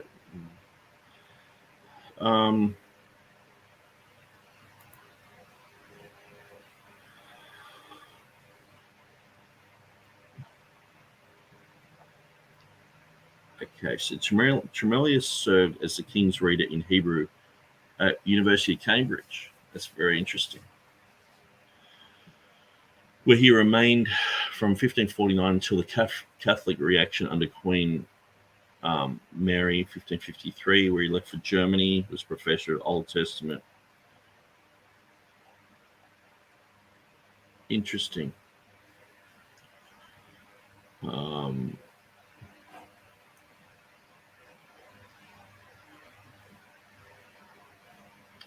Okay, so I think you get the gist of what I'm trying to say here. So I've got information on my website there.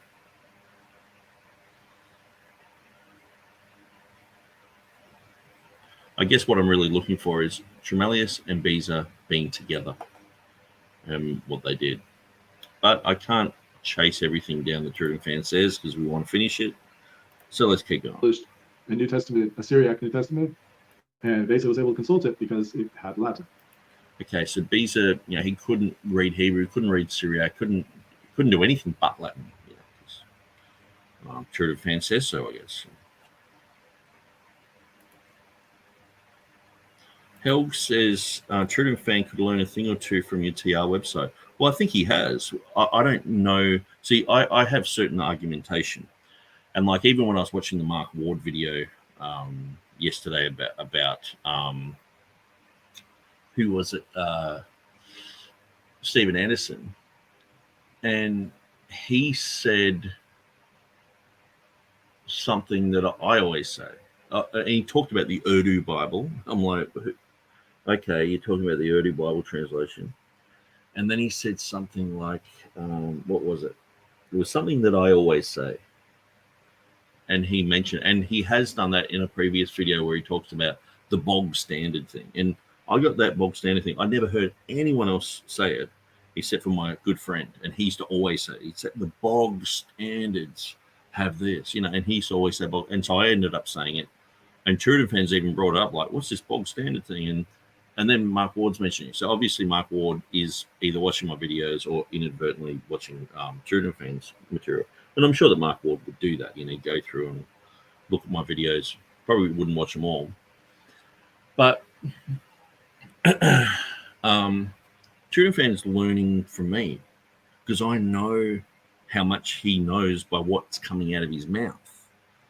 And then I'm saying a whole bunch of stuff, schooling him on a bunch of stuff, and he's going through my videos.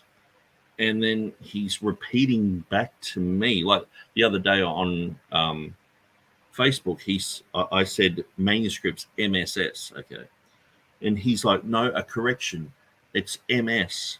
MSS is plural. We're talking about a singular one. And I said to him, thanks for reminding me of something that I taught you. Because I remember doing on the video explaining that. And knowing that TurretinFan was going to watch that video. I remember doing it, And I actually learned that from Peter Gurry probably back in 2015. I remember exactly, he pointed that exact thing out to me. And so most of the time I've been good with that, but I just was rushing. I was actually typing on my phone as I was doing something. It's like MSS, blah, blah, blah. And he's pointed that out. But the thing is, I'm hearing TurretinFan say things about the Textus Receptus, about there's 20 variations between Scrivener and Beza. All this stuff that I've said for years, like Stephen Boyce was bringing this up in the debate. Oh, there's way more than 20. There's 60. There's 59. He had the wrong list. There's supposed to be 190. But TurretinFan's bringing all this up and saying, well, I think, Scrivener's overstated these things. Who else is saying that? I am. So he's learning from me. And I don't mind that. That's fine. That's all good. I'm glad that he's learning, because then we're going to have actually a proper conversation on the Textus Receptus and King James, because he's learnt a whole bunch of stuff. But don't then turn around and go, you know nothing about that. It's like, what? I wouldn't do that with you with Turretin. If I was learning all about Turretin and what he knows about bibliology and all the rest of it, I wouldn't then turn around and go, well, TurretinFan knows nothing about Francis Turretin. It's just belittling. Well, why do that? So anyway, Helg says, we have a TR wiki. Westcott and Hort would roll in their graves, while Beza and Stephanus and the King James translators would shout and attaboy. That's classic. That's very classic. And Turretin and John Owen would join in the choir. They would. They were Textus Receptus advocates. Well, hopefully TurretinFan becomes a TR advocate. I'm not against the guy. I think he's a smart guy. I think he's interesting. But when it comes to these, I think it's actually when he's in this mode. I don't know if he had a coffee or not. He gets in this mode where he feels like he can just say anything. But then on the next video, he won't be like that. It's like his tail's between his legs and he's more like, careful with every word and all the rest of it. But then he'll just turn around and go, these scholars don't know anything. The Ethiopic doesn't have the reading. This doesn't have everything's just contra. And it's like, no, I don't think that they're all the problem. I think, what you're bringing forth is the problem. Anyway, let's continue. So, yeah, he built on the shoulders of others. He really loved that Syriac. So someone who knows Chaldee, someone who's done a Bible in Syriac, the Semitic languages. I mean, even Lancelot Andrews, he knew.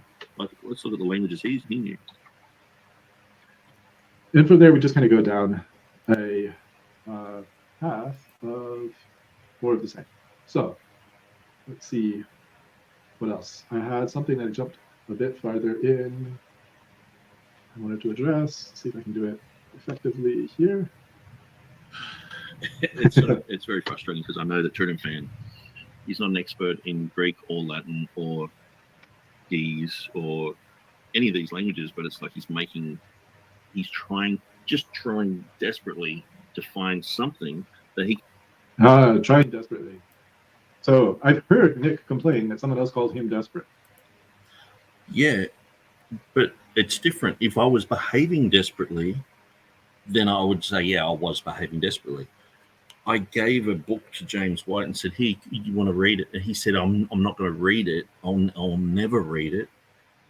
And then he turned around and said, "I was desperate." He was saying I was desperate because I drove from where I live now to Brisbane. So Brisbane's our main city, okay? And so it's about, I could probably make it if I left now in about 2 hours. Now, I used to go to Brisbane and street preach with the guys who were having him at their church because he was talking about Islam and all that sort of stuff. And so I used to street preach with those guys all the time. So every weekend I would go, Friday night, I would go to the Gold Coast. Saturday night, many times I'd go to Brisbane.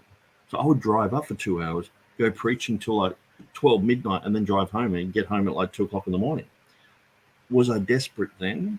Yeah, I did that for years and years and years. So I've seen, James White's up at my mate's church. I'm going to print this book out and go and hand it to him. Maybe he'll even chat about it. So I'm trying to be friendly. And he announced I was desperate.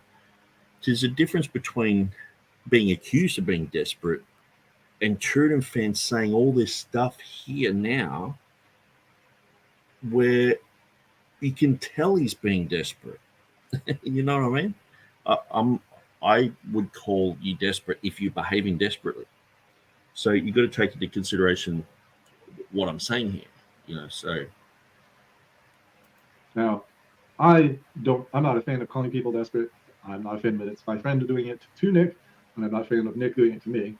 But no, I'm not trying desperately, although I do appreciate the fact that he's at least acknowledging that I'm trying. And I don't claim to be some kind of expert in anything. I don't claim to be an expert in literally anything on here. I'm just some guy with a Bible. However, I am presenting the evidence for my position, and the evidence for my position is pretty strong.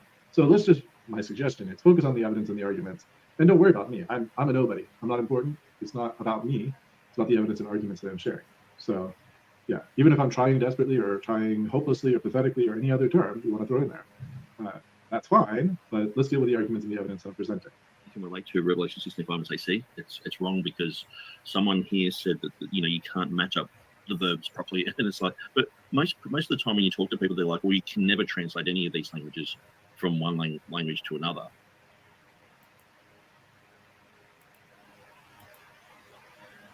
So then we're going to go down that story that he likes to tell about Luxembourgish and the ability to translate from Luxembourgish to other Indo-European languages.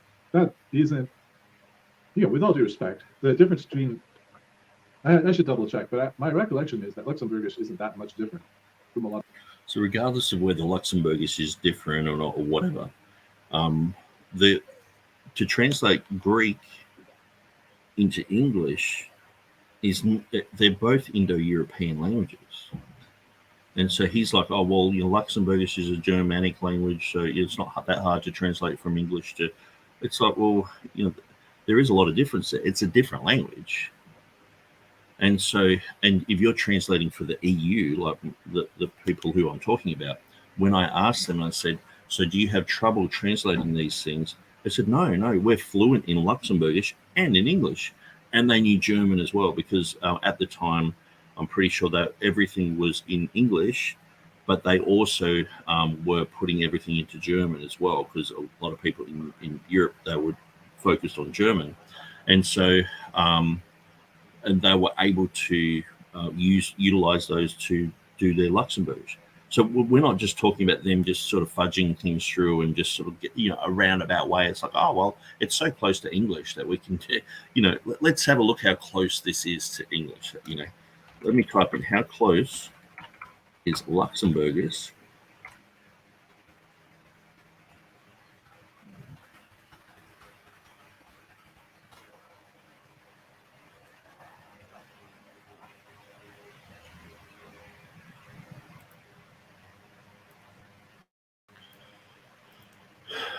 Now, just yesterday, I was in the shop and I heard some people speaking Dutch.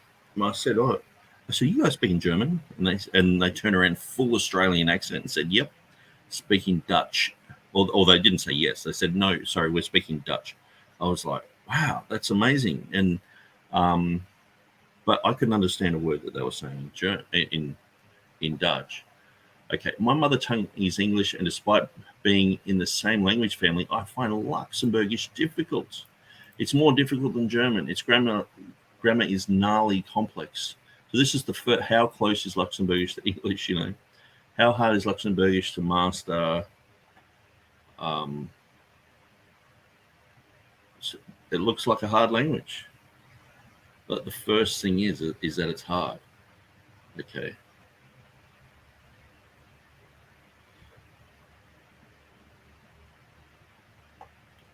And so anyway, my main point in that is that they were saying that you can translate a language into another language if you're fluent in both. And this is exactly the opposite of what was being said by, I think it was in 2011 when I first had this. So looking at 12 years ago, when I was at their house in just locally here, and chatting with them about it, and they were talking about how they do it, through Google Translate, and they said, but most of the time, we know the languages, we can easily just go through and do it. And so I was saying, do you miss anything? Like you guys are talking about nuclear weapons and viruses, and talking about healthcare, and talking about infrastructure. These are important things. If you miss something, it could, people could misrepresent what's being said by the EU. And they said, no, we never have a problem. They never have a problem. People working in the translation industry don't have a problem. People who think that they know Greek, they go alpha, beta, gamma, that they don't really even know the languages that well, they are saying you can't translate from one language to another. So that's my main point. And so regardless of whether I brought it up how many other times, it's like, well, that is true. And so a lot of other Indo-European languages. Let me just double check my facts on that point. Luxembourgish, along with, it's a West Germanic language. So, yeah. The fact that it's easy to translate to other Indo-European languages is no big surprise. It's easy to translate into other European languages. It's no surprise. Okay, so I'd love to see TurretinFan do this. You know, these people, like, when I was listening to these Dutch people yesterday, like I just thought it was German because that's, you know, I don't really know much of the difference between German and Dutch and Flemish and Swedish. And when I hear it, I'm like, okay, you're probably from Norway or probably from Poland, or I might get the area a little bit right.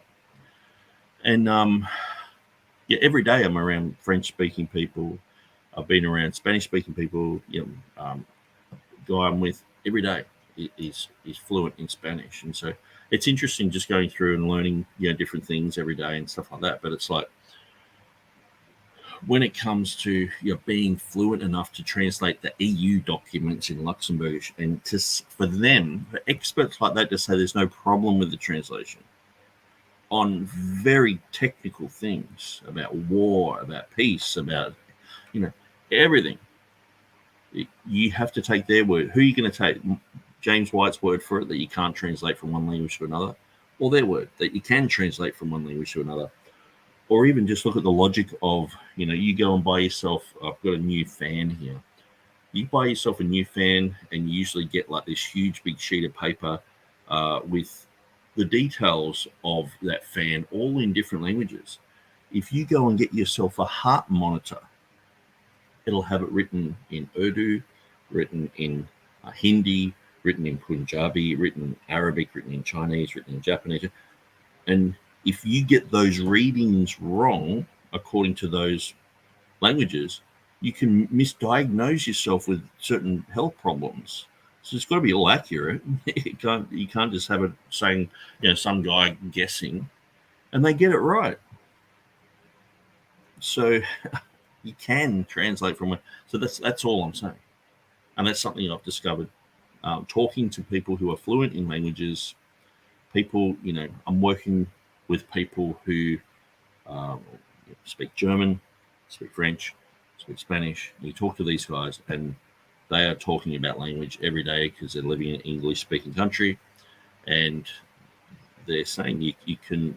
We have a certain word for this, a certain word for that, and then we're like, yeah, well, so do we. We have this certain word, and we have that certain word. They might be different emphasis. Like you might say bon appetit for, you know, enjoy your meal, but we might just say, hey, enjoy your food. You know, we say the same thing, but bon appetit has become very famous around the world. So that's why it's oh, bon appetit. You know. Anyway, I'm digressing, but I love talking about languages. Now, there's much more difference between Guise and Greek than there is between other European languages and Luxembourgish. But ultimately, my point is not that you can't translate from Greek to Guise or Guise to Greek. My point is that because of the difference in languages, translators are often faced with a choice between a direct literal translation and a dynamic equivalent translation. And it's important to know your translator in order to understand the translation, especially as a witness to an underlying text. If you know, like, imagine that there's some future language that we're speaking in 10,000 years from now. Someone is speaking some other language, not English, and they want to find out what was the English translation of the Greek in the year 2023. And they pick up a TNIV, this very gender-neutral. So you notice, you know, we got, he's bringing back the Message Bible thing, TNIV, some paraphrase that, you know, as if every translation of the Bible is like that. Yeah, or especially the Ethiopic is like that. It's biased towards gender-neutral language. It's a dynamic equivalent translation in many points. they pick up a TNIV and they try to get the original text that underlies the TNIV. Will they come up with the Nestle Aland 28 text from that? And the short answer is, in some places they might, but in other places they 100% won't get the underlying text. If you have a proper translation of the King James, even someone like Scrivener, he made some mistakes, and so we see that his scholarship is imperfect, but he can formulate the Textus Receptus underlying the King James by just looking at the English and looking at surrounding documents. And so that is a good case of doing that.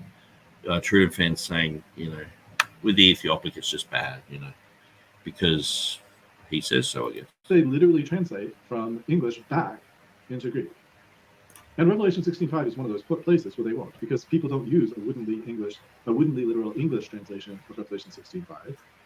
So the question is not, and they don't in Latin, and they don't in Ge'ez either, but the question is the degree of flexibility that's there. That's why this preceding part of the article is so important to understanding the issues.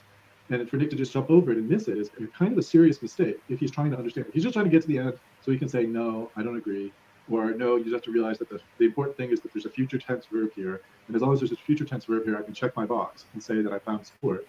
Okay, if that's all you wanted to do, then do what you want to do. But my point is this: when it comes to understanding the underlying text behind a version, you have to think about how does the translator do the translation in this text. If you know it's a dynamic equivalent, you shouldn't translate it back to find out what's the underlying Greek as though it were a woodenly literal translation. And therefore, you have, when you realize that this is a translation methodology issue, and this is a spot where a lot of the versions have some differences. The English here has one way of doing it. The Latin is quite similar to the English. The Arabic goes a different direction, as you know, Nick. And the fact that the English goes one way, Latin and English go a different way. I'm sorry, so Latin and English go one way, Arabic goes another way. When you see a third way with the Old Latin of Beatus of Libana, and you see a fourth way with the Ge'ez, you should think maybe I should be careful about assuming that this is a literal translation, and that therefore that a few. Or maybe I should assume that this is a name of God that people are modifying with a nomina sacra, with a form of nomina sacra by saying holy, because it's the name of I am, and that's etymology of Jehovah, the past, the present, and the future. And so they're saying this is the holiest name according to the Jews. And so Jewish scribes would have been like, hey, this has got our most holy name just right there. We need to put holy there. And just understanding how they did it in the Old Testament will clear everything up. Future tense in the translation means a future tense in the original. That's the point. It might be a complicated point, but it is a point. It doesn't require you. So he's basically saying, if there's a reading that goes against what his reading is, he's just going to, if it's in a version, he's just going to say that they just paraphrased it in all those places. You know what I mean? The Beatus of Libana, Hamer Halberstadensis, the Ethiopic, they're all just, they're all paraphrases now, You be an expert in any of those languages to understand that point. I don't think. I hope it doesn't require it, because otherwise it's going to be pointless to try to communicate it accurately. And so people are like, well, you can never translate Greek into English. That's not what I'm saying. I remember one time, I'm not saying that's what you're saying, some people say that. This is quite a common thing.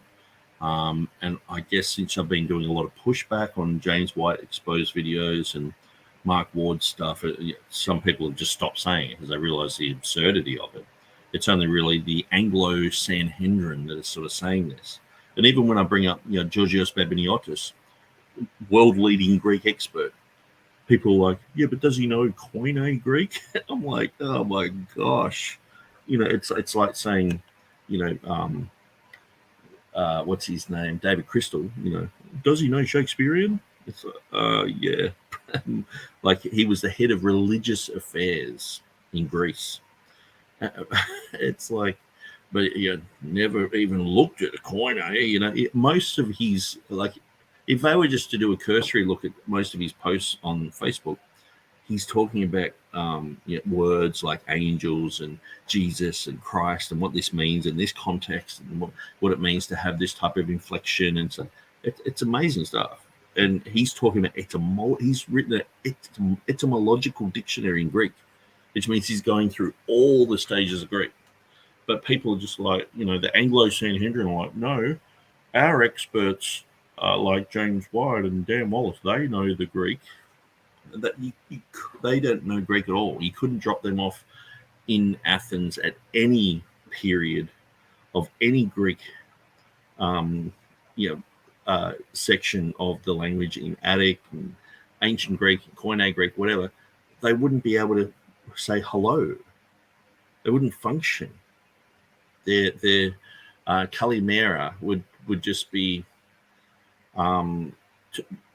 People would be like, what are you trying to say? They'd have this Erasmian twang. They wouldn't even know what to say. They can't. They're not fluent in these languages.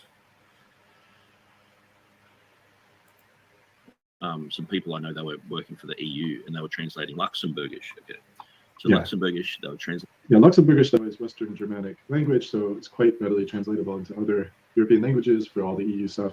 It's easy. Cool, wonderful. And I agree, you can translate the Bible into any language. So we're not disagreeing about that point. Indicates only whether an action is regarded as perfect or complete or incomplete, imperfect. And this is a big problem for Nick Sayer's underlying theory, which is that there's 3 times mentioned here in the text, past, present, and future. So notice, TurretinFan, this is why I keep saying this is a straw man argument. So I want you to remember that he's saying that this is a straw man argument. Because we're going to come, when we come to the next section, the section is part 21. This is part 20. He says this is a straw man. The 3 times, that's a straw man. Wait till we come to the next section, because I appreciate what he's saying, but you can't have it both ways. Either it stands for all 3 times, or it doesn't stand for all 3 times. Elsewhere, he says that it does stand for all 3 times, if I remember correctly. And I've heard him say it a bunch of times, because I heard him complain that during the debate, Stephen Boyce told him that it doesn't have all 3 times there. And then Nick said, well, but I didn't say that. And then he said, yes, you did. And then he said, well, if I did, I apologize. That's not what I meant. And then Stephen Boyce made a big deal about it, and Nick got upset because Stephen was saying Nick apologized for something and therefore admitted that he had done it. But actually, Nick said he apologized if he had done it, and so on and so forth. I remember all this back and forth.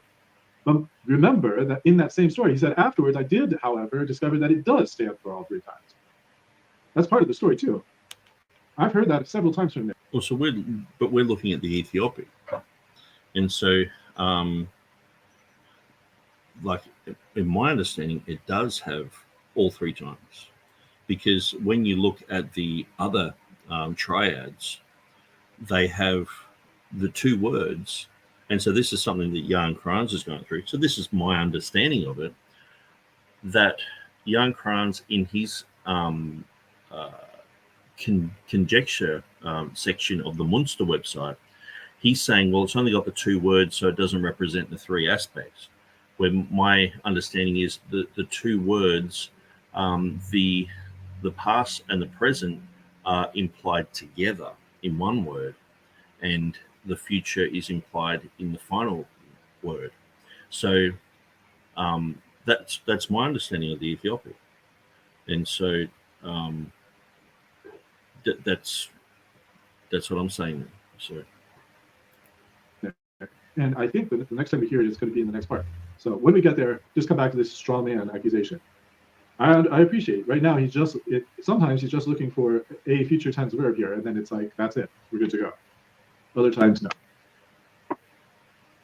Jumping forward a bit. And so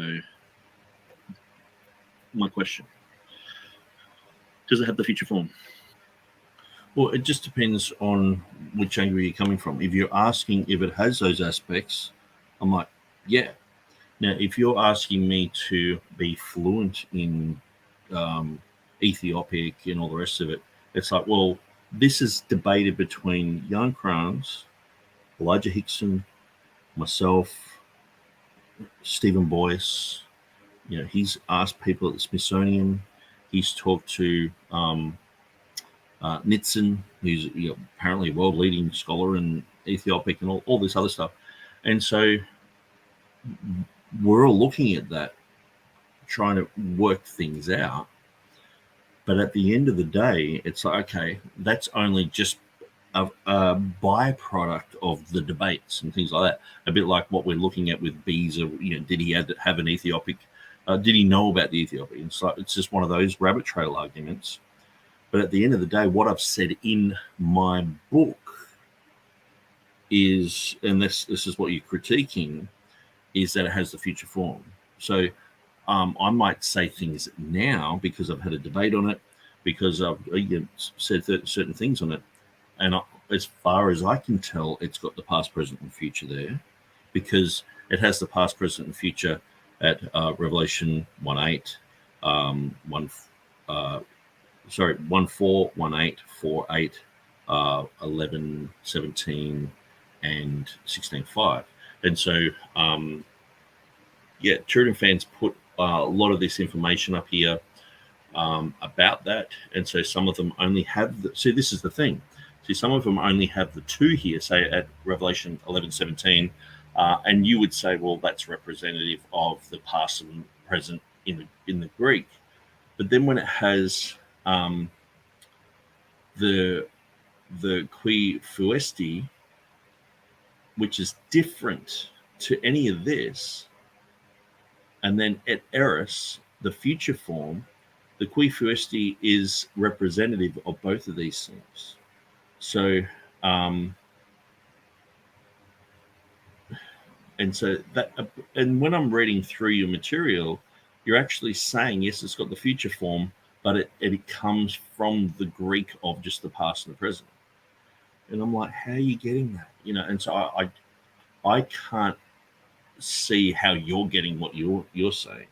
So I'm just defaulting back to the conversation I had with Jan Krans on the ETC blog, which is looking at, and there was a guy there basically saying that it encompasses the past, present, and future, but it only has the 2 words for it. And so that's what I say now. I didn't write that in my book. I just talked about the future form.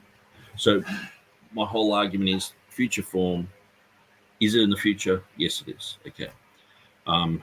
So that's my argument. Now, if we want to argue these side issues of whether it has the past, present, future, and all that sort of stuff, it's like, well, I think it does. And I'll look into that more. But see, the thing is, it's hard when you have written something in 2015, put it on the internet in 2016, put it into book form 2019, did a debate about it in 2020, and then now it's like you're going back. There's a constant progression of information and an expansion of information, and so I can't just what I've said in my book, I can't change. I'm just only saying it has the future reading because that's what James White says it doesn't have in the Ethiopic. So that's all I've said. Now, if I'm like, okay, well, out of curiosity, let's see if it does have the past, present, and future there. And I believe it does. And that was pointed out in the ETC blog. So that's, let me get that up. ETC, Ethiopic, Hixson.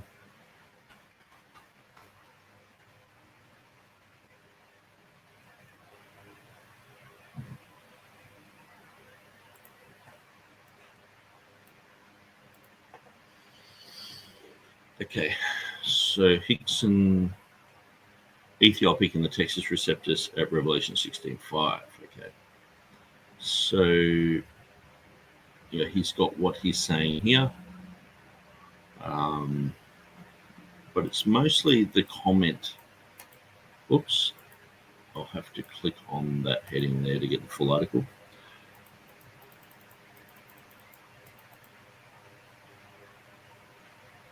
Okay, so So I know TurretinFan has recently come on board and reading through this. So this guy's saying, interesting post. I wanted to add that in Revelation 4:8, the Ethiopic reads this: Zehelo we Yehulu, which was and who is / will be. There are just two verbs here. So notice this.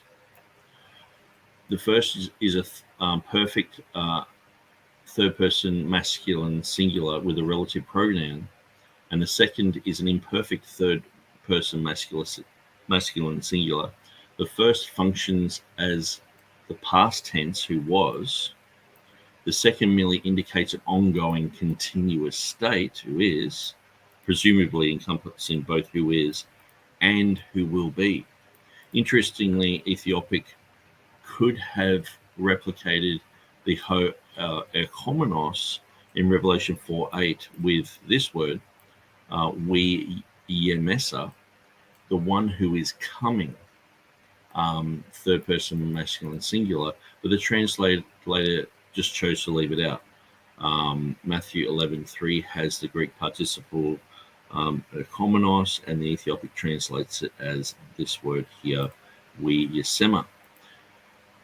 Perhaps if the translator of Revelation 16:5 wanted to emphasize the future tense, which would lead to the et eris in the translation in Latin, he would have used the verb to come in the second person masculine singular in perfect conjunction, conjugation with the relative pronoun. And so he's got this here: the one who is, you are, coming. This makes me think that the Latin translation et es rather than et eris would be more likely, although technically speaking either is possible. So very interesting. And so then we've got Kranz talking about that as well. So TurretinFan has brought, I haven't even read this, what TurretinFan says, so maybe I should just read it now, because I'm like, I'll read it later, but it's like, well, I'm doing the study here live right now, so I may as well see what he's saying about it. So he's responding to Kranz. Thank you, Elijah, for your reference to the Amsterdam website, and Jean Lewis and Jacob for remarks on the Ethiopic. In the database, a remark on Beza's conjecture is now there is some virginal evidence such as the Ethiopic, but Beza could not know about this. This is the anecdote. The new anecdote has been created here. In the next installment, next week that is, I intend to change that into the following. Sometimes reference is made to virginal evidence, but such evidence never exactly reflects the conjecture. For example, the Ethiopic, Hoskia, who depends on Walton, even though Hoskia did a collation of an Ethiopic manuscript, he's depending totally on Walton. This is the type of thing which, if Kranz knows about Hoskia enough to know that he's done an Ethiopic, he wouldn't mention something like that, or he's saying it just because he's being deceptive. And so this is the thing. TurretinFan sort of said this similar things about Hoskia, and it's like, well, he did an Ethiopic collation with, I think it was a papyri manuscript, P46, I think it was. I can't remember. So it does not have three elements, but only two. The second of which can just as well reflect who is. Would this be correct? And so, there's no reference here to it being related to I am or tetragrammaton or anything like that. So besides, it seems to me that the Ethiopic also does not so much omit Ozios, but transpose it as this to go with that. So I guess that's probably righteous and holy or something like that. All in all, the translation seems too creative to be of any critical value. And indeed, it would be nice to have someone check Joseph Hoffman, that one. So TurretinFan says, it would be more accurate to say the Ethiopic is a witness to a her on kai her en kai her Ozios. For reasons I've set forth in great detail on my article, should be linked to my name. In a nutshell, while it is true that a literal translation of, I think that's hello, is and who will be, so he's saying that's what it means. The future form. Is that what I've said? It's future form. Okay. Just calm down. Say, yes, Nick was right in his book. James White was wrong in his book. Okay. First point. So, now we're looking at, is it the three? The Geese text uniformly translates ho'on, ka'en, or ka'en, ka'on as, those two words that I pointed out. The only difference in the text at Revelation 16:5 is the addition of the kaf at the end of the first word, because the angel is speaking to God rather than about God, i.e. you who rather than he which. So this is best understood as representing the Greek source with the ho'on, ka'en, ozios. So, I mean, that's, TurretinFan's put that there just, of late. But anyway, I just sort of read through that and just throw that up there. Let's continue with TurretinFan. So, if you'll notice here, when you say it have the future form, the answer is absolutely, there is a future tense verb there. In Loftus's translation, et eris, in Bode's translation, et eris, and in Hoffman's translation, et eris. Now, and the et existes, I think that is future. I'm pretty sure it is. I should double check just to make sure. I believe it is, but I hate assuming that it is. I'm like 90% sure. I just like to double check. Yeah, it is. I was right. It was only wrong to question myself. So, yes, in all three cases, the Latin translation of the underlying keys has a future tense verb in Revelation 16:5. That's quite true. Okay, so I was right. James White was wrong. And if we want to go on to other things like what Stephen Boyce was trying to say about the Tridact Declaration, okay, well, let's look at that too. However, Side issue. The question that Nick should be considering. A side issue, and not something that I've written in my book, but something I brought up later. Here. The question that should be on his mind is, why does that matter? If his answer is, well, I'm just saying that someone found a future tense verb in Revelation 16:5. That's my entire argument. Well, okay. But just having a future tense verb in Revelation 16:5 doesn't mean that was the original Greek. It doesn't mean that that's what the translator was saying the original Greek was. It's just like finding the Arabic with eternal there instead of any verbs and thinking, okay, well, so I found one that has eternal. So that must be the original. The original. It is. I am. You're not seeing it. Eternal means I am. The past, present, future means I am. The one who was and is, and holy is nomina sacra for I am. If you can't see that by now, you need to go and learn some Hebrew. Really, you need to learn the etymology of Jehovah, and you need to learn the etymology of I am. I'll put it there in the book. If I haven't done a good enough job so that you know that by now, you really need to go to someone else who's fully fluent in Hebrew.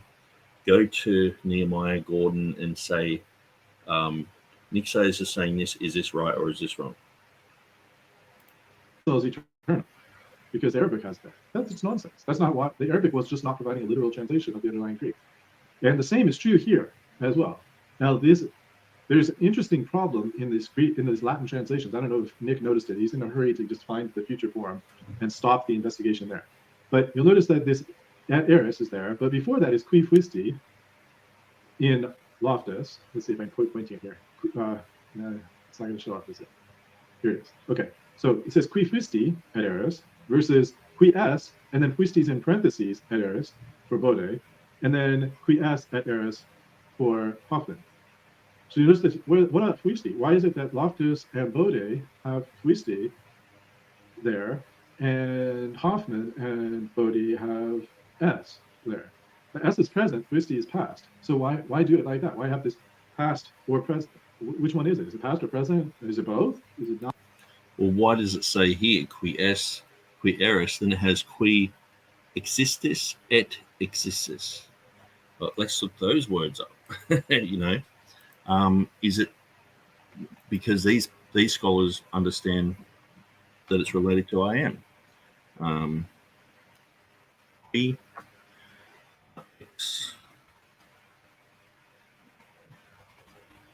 existis, you who are. Okay, and then et this you who and you exist.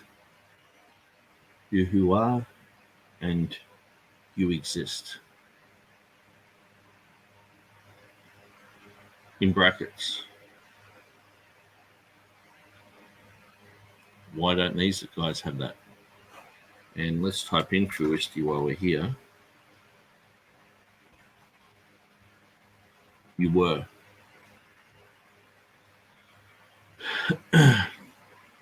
So this guy here, the Hoffman, has quies, which I'll just make sure, quies,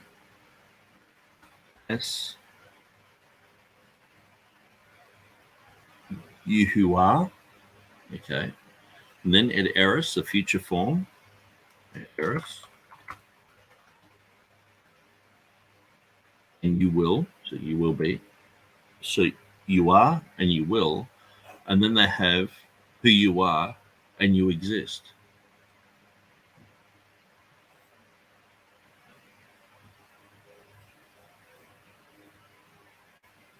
So why does he have that in brackets there? It makes sense if you know it's a etymology of Jehovah, which is I am, which is the past, present, future, which is was and is and shall be. Makes sense. Either, what's going on? And it's not, the answer is a little bit hard to grasp until you dig a little bit farther into this. But anyway, the important, it is kind of important to understand why there's this variance among, these are actual scholars who can read the language and translate language.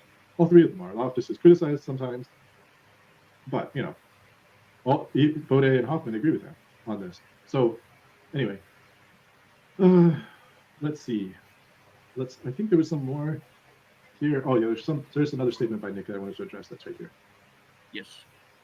So all this other stuff, what is it? It's interesting, but it's fluff. It's interesting, but it's fluff.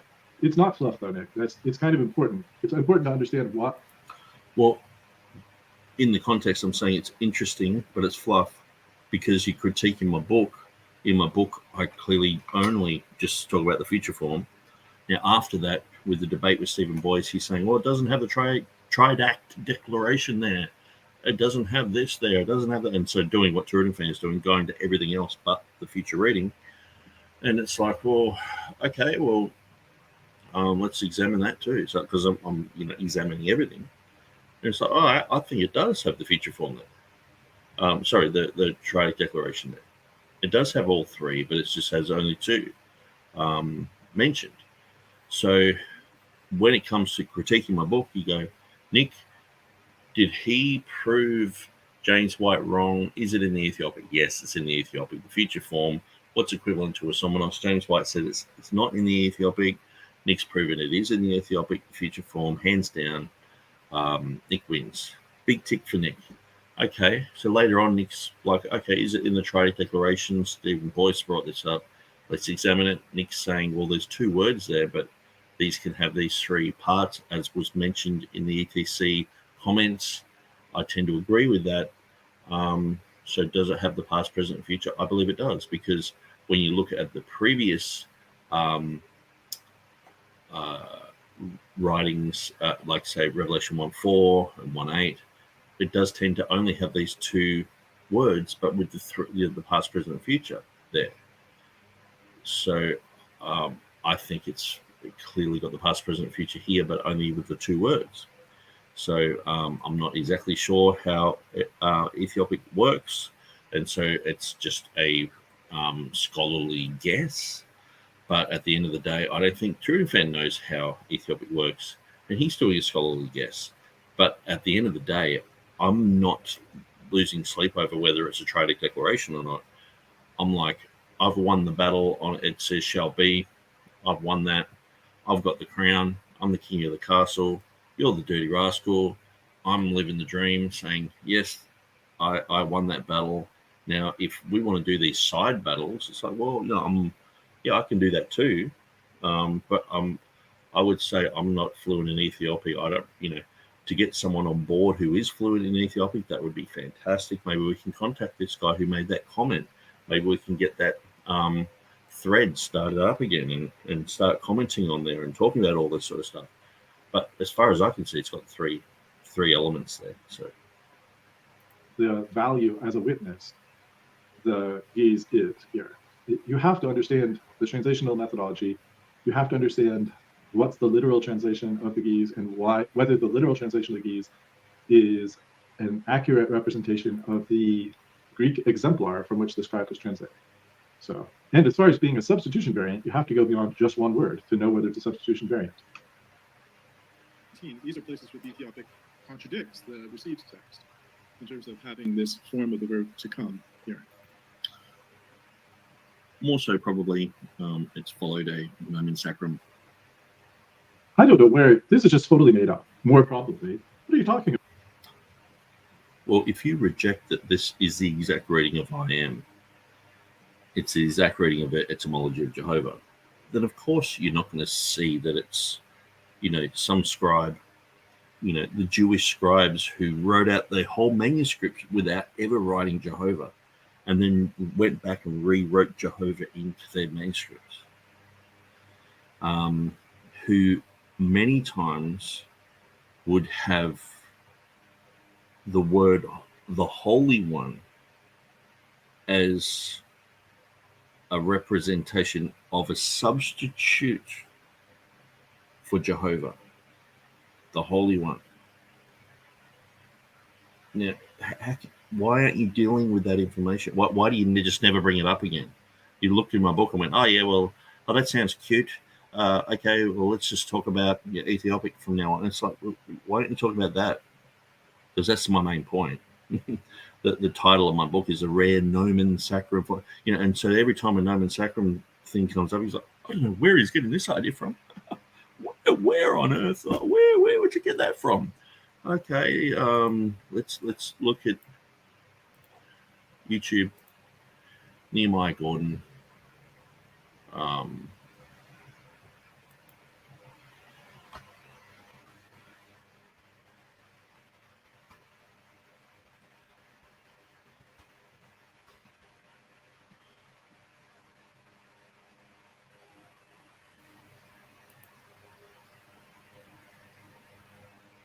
Here's what's important. When I look at Yud He Vav He and I see before that in the verse Ehyeh, I immediately notice, wait a minute, something's going on here. Yud He Vav He sounds awfully like Ehyeh. Clearly it has some relation to the word Hayah. And the Aleph is I will, and the Yud means he will. So God says to Moses, I will be that which I will be, or I am that which I am. And he says, tell them I am sent me to you.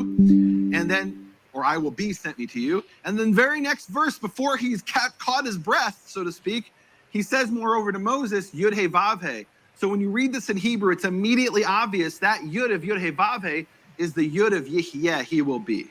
Are you with me, guys? This is immediately obvious in Hebrew. This is not some innovation I came up with. I'll show you there's sources going back 2,000 years that say this. It's so obvious, I don't know that I've ever taught this. This is the part where I said, why would I do a teaching on Exodus 3:14? Like you want me to talk about bringing evidence that the sky is blue?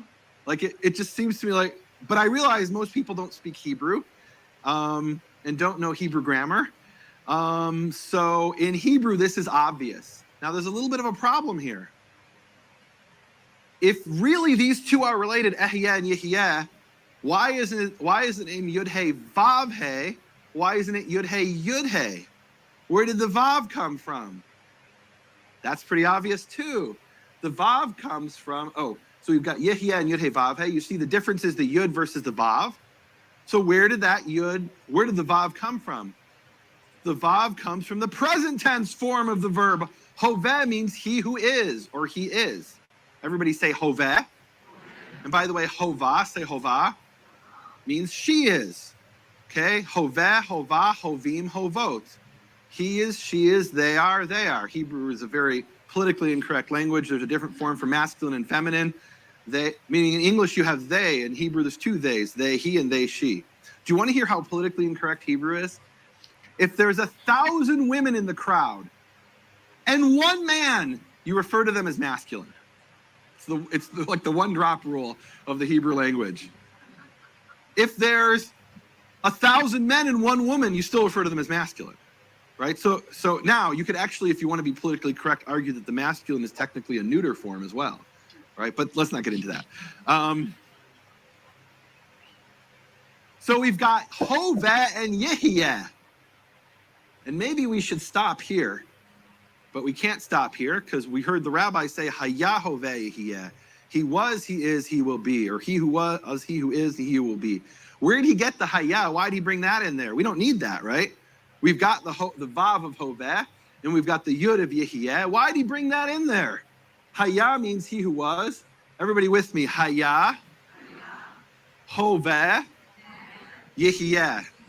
Here's the really cool part that I thought was too obvious to bother to talk about. I really thought this was obvious, but it was funny. I was sharing this with T-Bone. T-Bone is this gentleman who doesn't read Hebrew, but he has some kind of incredible program. He's a computer programmer mind, and he could look at a manuscript of Hebrew and immediately find on the page where it says Yehovah with the full vowels. Incredible. So I was explaining this to T-Bone a few days ago, and he said, Nechem, and this is a guy who's found the name Yehovah in over 700, personally, he's actually found it personally. I mean, I verified it, right? But he found it personally in over 700 manuscripts, which is more than me. I've got about 200 and change to my name, where I am the first one to have found it in those manuscripts, but he found it in over 700.